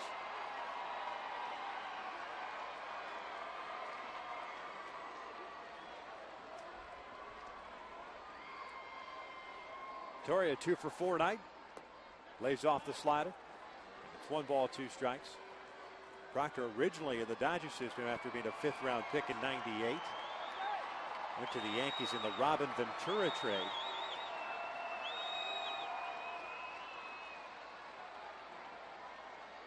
Went to the Dodgers in exchange for Wilson Bettamy. That was in '07. He's also pitched with the Marlins. As Torrey takes outside, 2-2.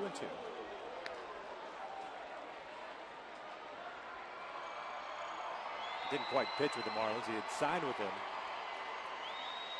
but was injured. Been with the Braves since.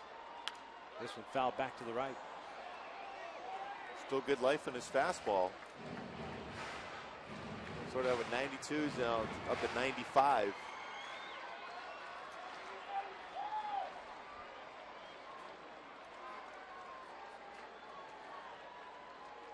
Two hit in the air to right.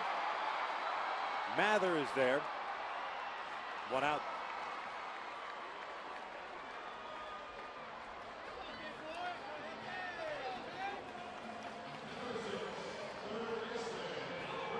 Brings up Alberto Callaspo with 1 out, nobody on.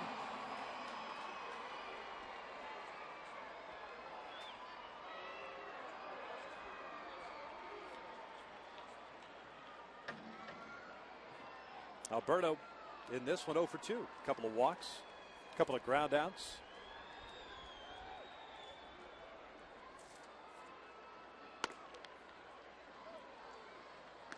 He's ahead of the count of 1 ball, no strikes. This now the only game that is ongoing in Major League Baseball. Arizona came from behind and beat Minnesota 9-6. Phoenix. Alberto swings and hits a high towering drive to deep right field. Mather going back, still going back, and with his back near the wall will make the catch for out number 2. Just got it underneath it. 2 outs. Well, he had a pretty good swing at it, though. Well, the inner half, just an uppercut swing, hit it well. Hits that tomorrow in the afternoon. That ball's long gone, but at night here, a cool night tonight.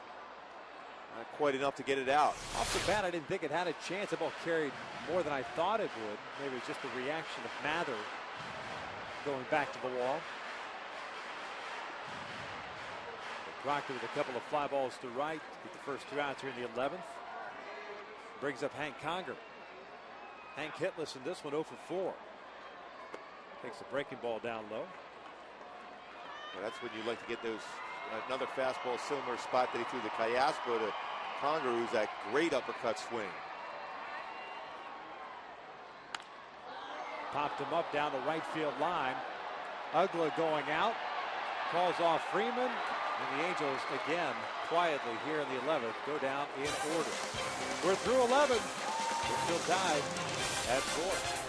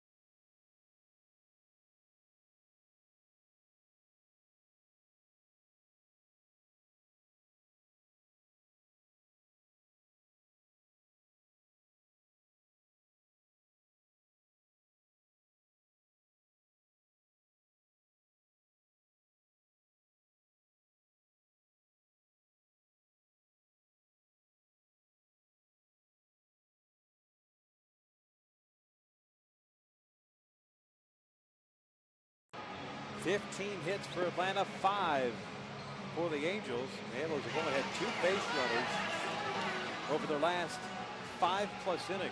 2 walks. Nobody advancing beyond first base. Last man standing, Trevor Bell. Nobody left in the bullpen for the Angels. Trevor comes in pitching in his 6th game. A 1-0 record, a 3.60 ERA. Takes over for Kevin Jepson, who went 1 inning, struck out 2, and walked 1 man. It was an intentional walk to Brian McCann, and he gave up a hit. Well, Kevin made a good adjustment at mechanics, and he took it out to the mound. Good fastball today. Trevor pitched Tuesday. Went 2 innings, allowed a run on 3 hits. That was after Chabwood got knocked out in the 3rd inning of that 14-0 defeat at the hands of the Oakland Athletics. Here the 12th for Atlanta. Ugla, Freeman, and Gonzalez, 6, 7, and 8. Ugla had a base hit in the 10th inning. Takes a breaking ball for a strike. Ends up going 1 for 5 so far with that base knock, his first hit of this series.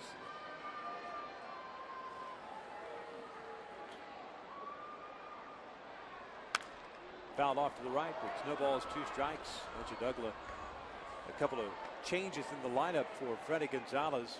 Prado dropping down to the 2 spot. McLeod batting in the leadoff spot. Ugla, who've been batting in the 2, 4, or 5th spot in the order, drops down to the 6th hole for the first time. As the 0-2 pitch is outside. 1 ball, 2 strikes, hitting sub 200 average. 7 home runs and 15 runs batted in.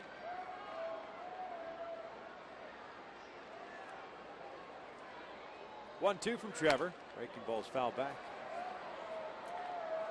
And now with that spot on that breaking pitch, now throw that one down and away. Great position to be able to get him out here.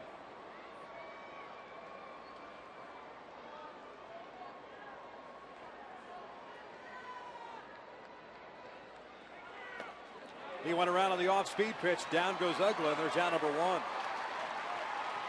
Exactly where you want to locate that pitch. Hank Conger put the sign down and gave him the good target as far as thrown in the dirt. He was tapping the ground with his catcher's mitt. That's exactly where Trevor was able to locate it. Got on top, snap that wrist. Great slider. Gets a swing and miss. Here's Freddie Freeman, the first baseman. 2 for 4 game, couple of singles. A walk and a strikeout. Took something off that pitch. It's no balls and a strike.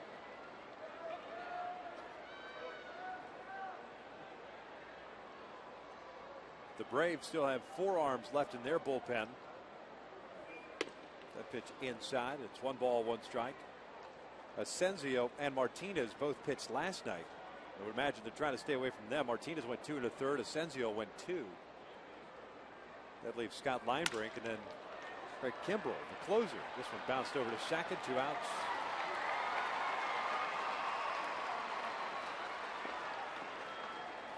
It's the luxury of having Trevor Bell, a guy that started throughout his career, so you're going to try to stretch him out as much as possible.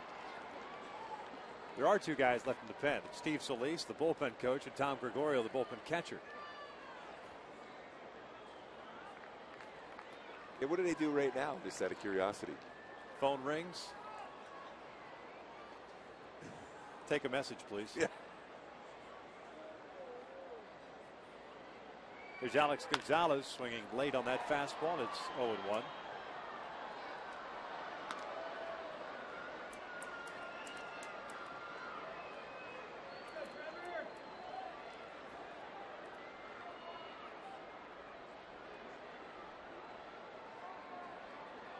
No 1 pitch. Gonzalez fouls it back. No balls, 2 strikes. Well, in a couple of hours, it'll be the finale of this 3-game set. Derek Lowe going up against Tyler Chatwood, 12:35 start. It's right around the corner. Yep. Sleep fast.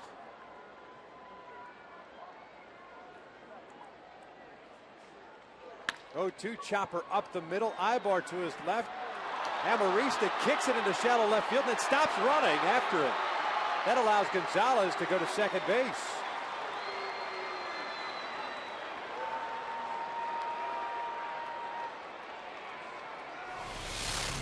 They're going to call that a hit and an error. But right here, Amarista, for whatever reason, stops running. It's not as if Bobby Abreu, who was near the warning track in left field, is going to get to it. Peter Borges coming in from center field, retrieved that baseball. It's the second time in this game that Gonzalez got a base hit when he was behind in the count 0-2. Second error of the game for Amarista. So a heads-up play by Gonzalez.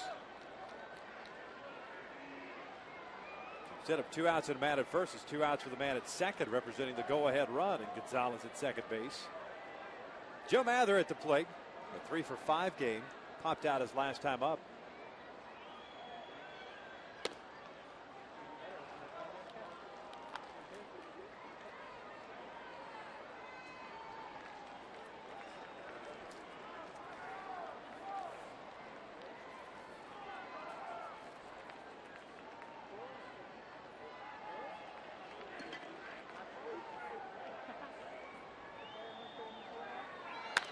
Mather shooting one toward the corner. That is going to fall in for a base hit. Gonzalez scores and the Braves are on top 5-4.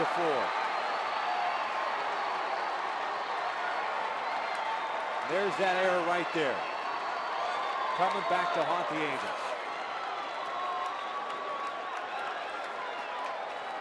Yeah, we talked about the margin of errors at times during the course of the game for the Angels of late. Just a mistake, whether it's an 0-2 pitch that got too much to the plate or play in the field and this flare right down the right field line. Mather continues to put up some numbers. 4 hits in the game now, career high for him. It's the first 4-hit game for an Atlanta Brave this year. Dave McLeod at the plate. The off-speed pitch is in there for a strike.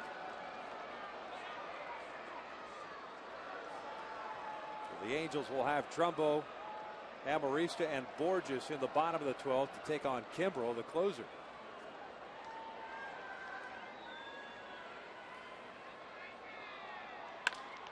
Chopper toward the right side. Trumbo's got it, feeds Bell. The inning comes to an end, but Atlanta takes the lead here in the 12th. A run on 2 hits. A crucial error. The Halos down by a run.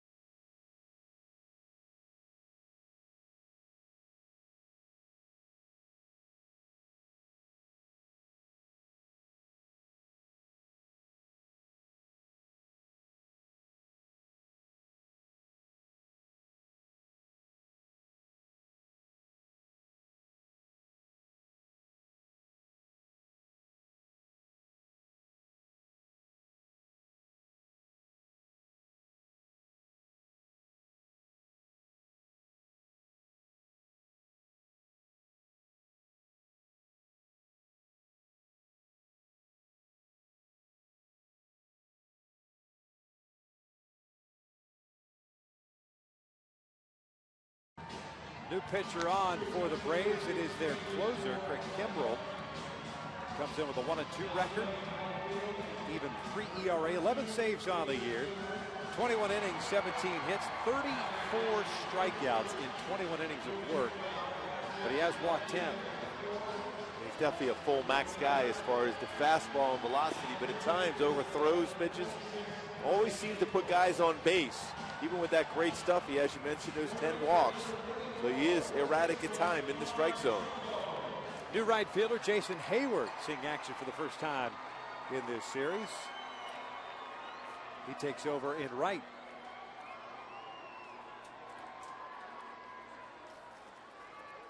Mather moves over to the left. So no Eric Hinsky in the game.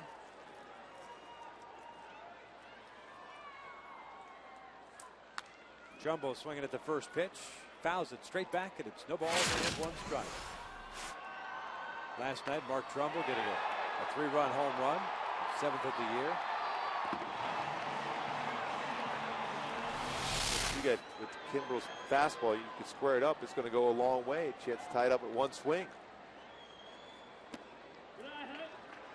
Count even now, 1 ball, 1 strike. The Angels really haven't done a whole lot against this Braves bullpen since Tommy Hanson departed. Hanson had a 1-2-3-6th inning, and that kind of started the trend that's carried over so far for Atlanta. 2 base runners, 2 walks, and that's it. 1 ball, 2 strikes, nasty slider. And it's 1 ball, 2 strikes here on Trumbo, followed by Alexi Amarista, then Peter Borges. 7, 8, and 9.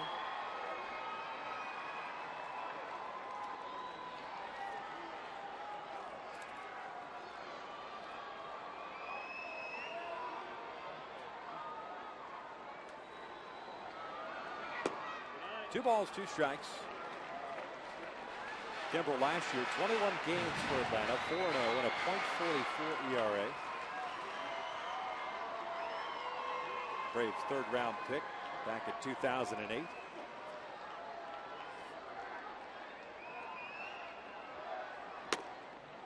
And it's a full count.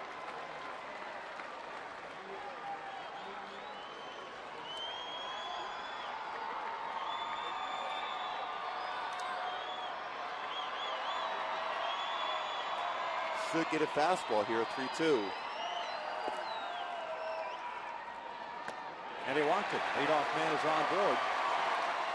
It was Trumbo who had a leadoff walk in the 9th inning. When the double play was turned, as Amarista was trying to sacrifice Trumbo, dropped that bunt out in front of the plate. McCann picked it up. Amarista didn't run, and it turned into a 2-6-3 double play. Alexi's had a couple of mental mistakes tonight. 0 for 4, a couple of errors in the field. The big one that came at the top of the inning. More than likely be asked to bunt once again.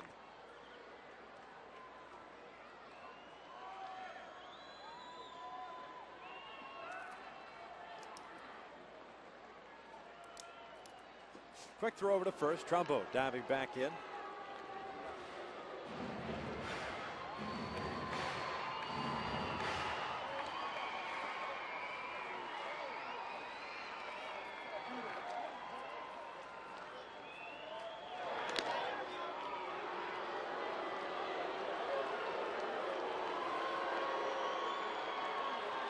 Mark with 3 stolen bases, but caught stealing twice.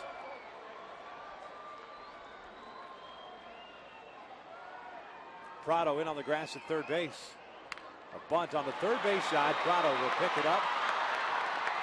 And Amarista retired for the first out. Trumbo advances to second.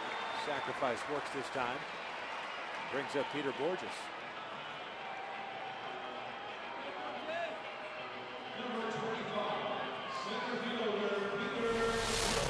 Nice job this time around with the bunt.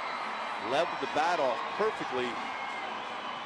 Right down the third base line. Solid job by Amarista there to get the sacrifice done.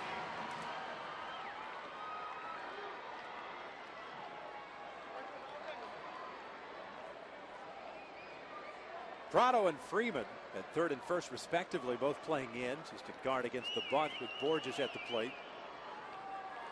Trumbo the man at second base representing the tying run. Peter fouls it off to the right. 0-1. Borges tonight 0 for 4. A couple of strikeouts, a fly ball to left. Tap it back to the mound.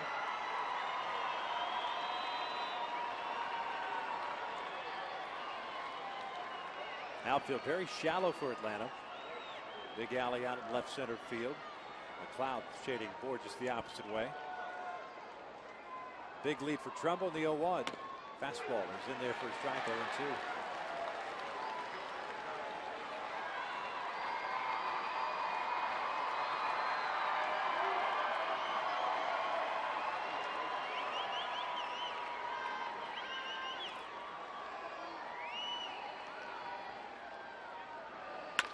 Chopper toward the middle. Gonzalez will throw to first. And Borges is retired for the second out of the inning.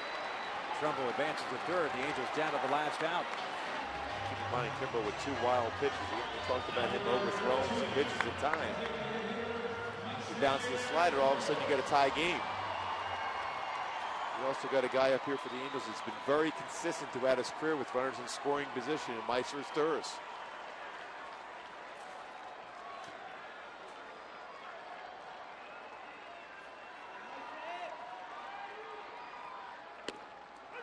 First pitch fastball is in there for a strike. Sturris 1 for 4. Had a double with a run scored in the 5th inning.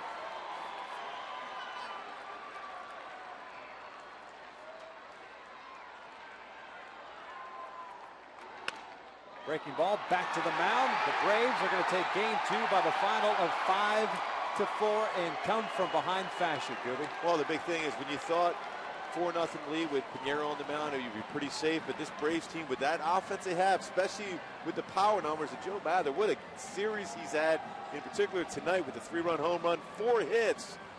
They came back, and that bullpen's a big story for me for the Braves. These guys have some power arms that don't give you many opportunities to score. Well, Scott Proctor picks up his first win since 2008 with the Dodgers. Trevor Bell takes the loss. 5-4 Braves win it for Mark Gubas and our entire crew here at the Big A. I'm Victor Rojas. We thank you for watching. We invite you to stick around as Angels Live is coming up next.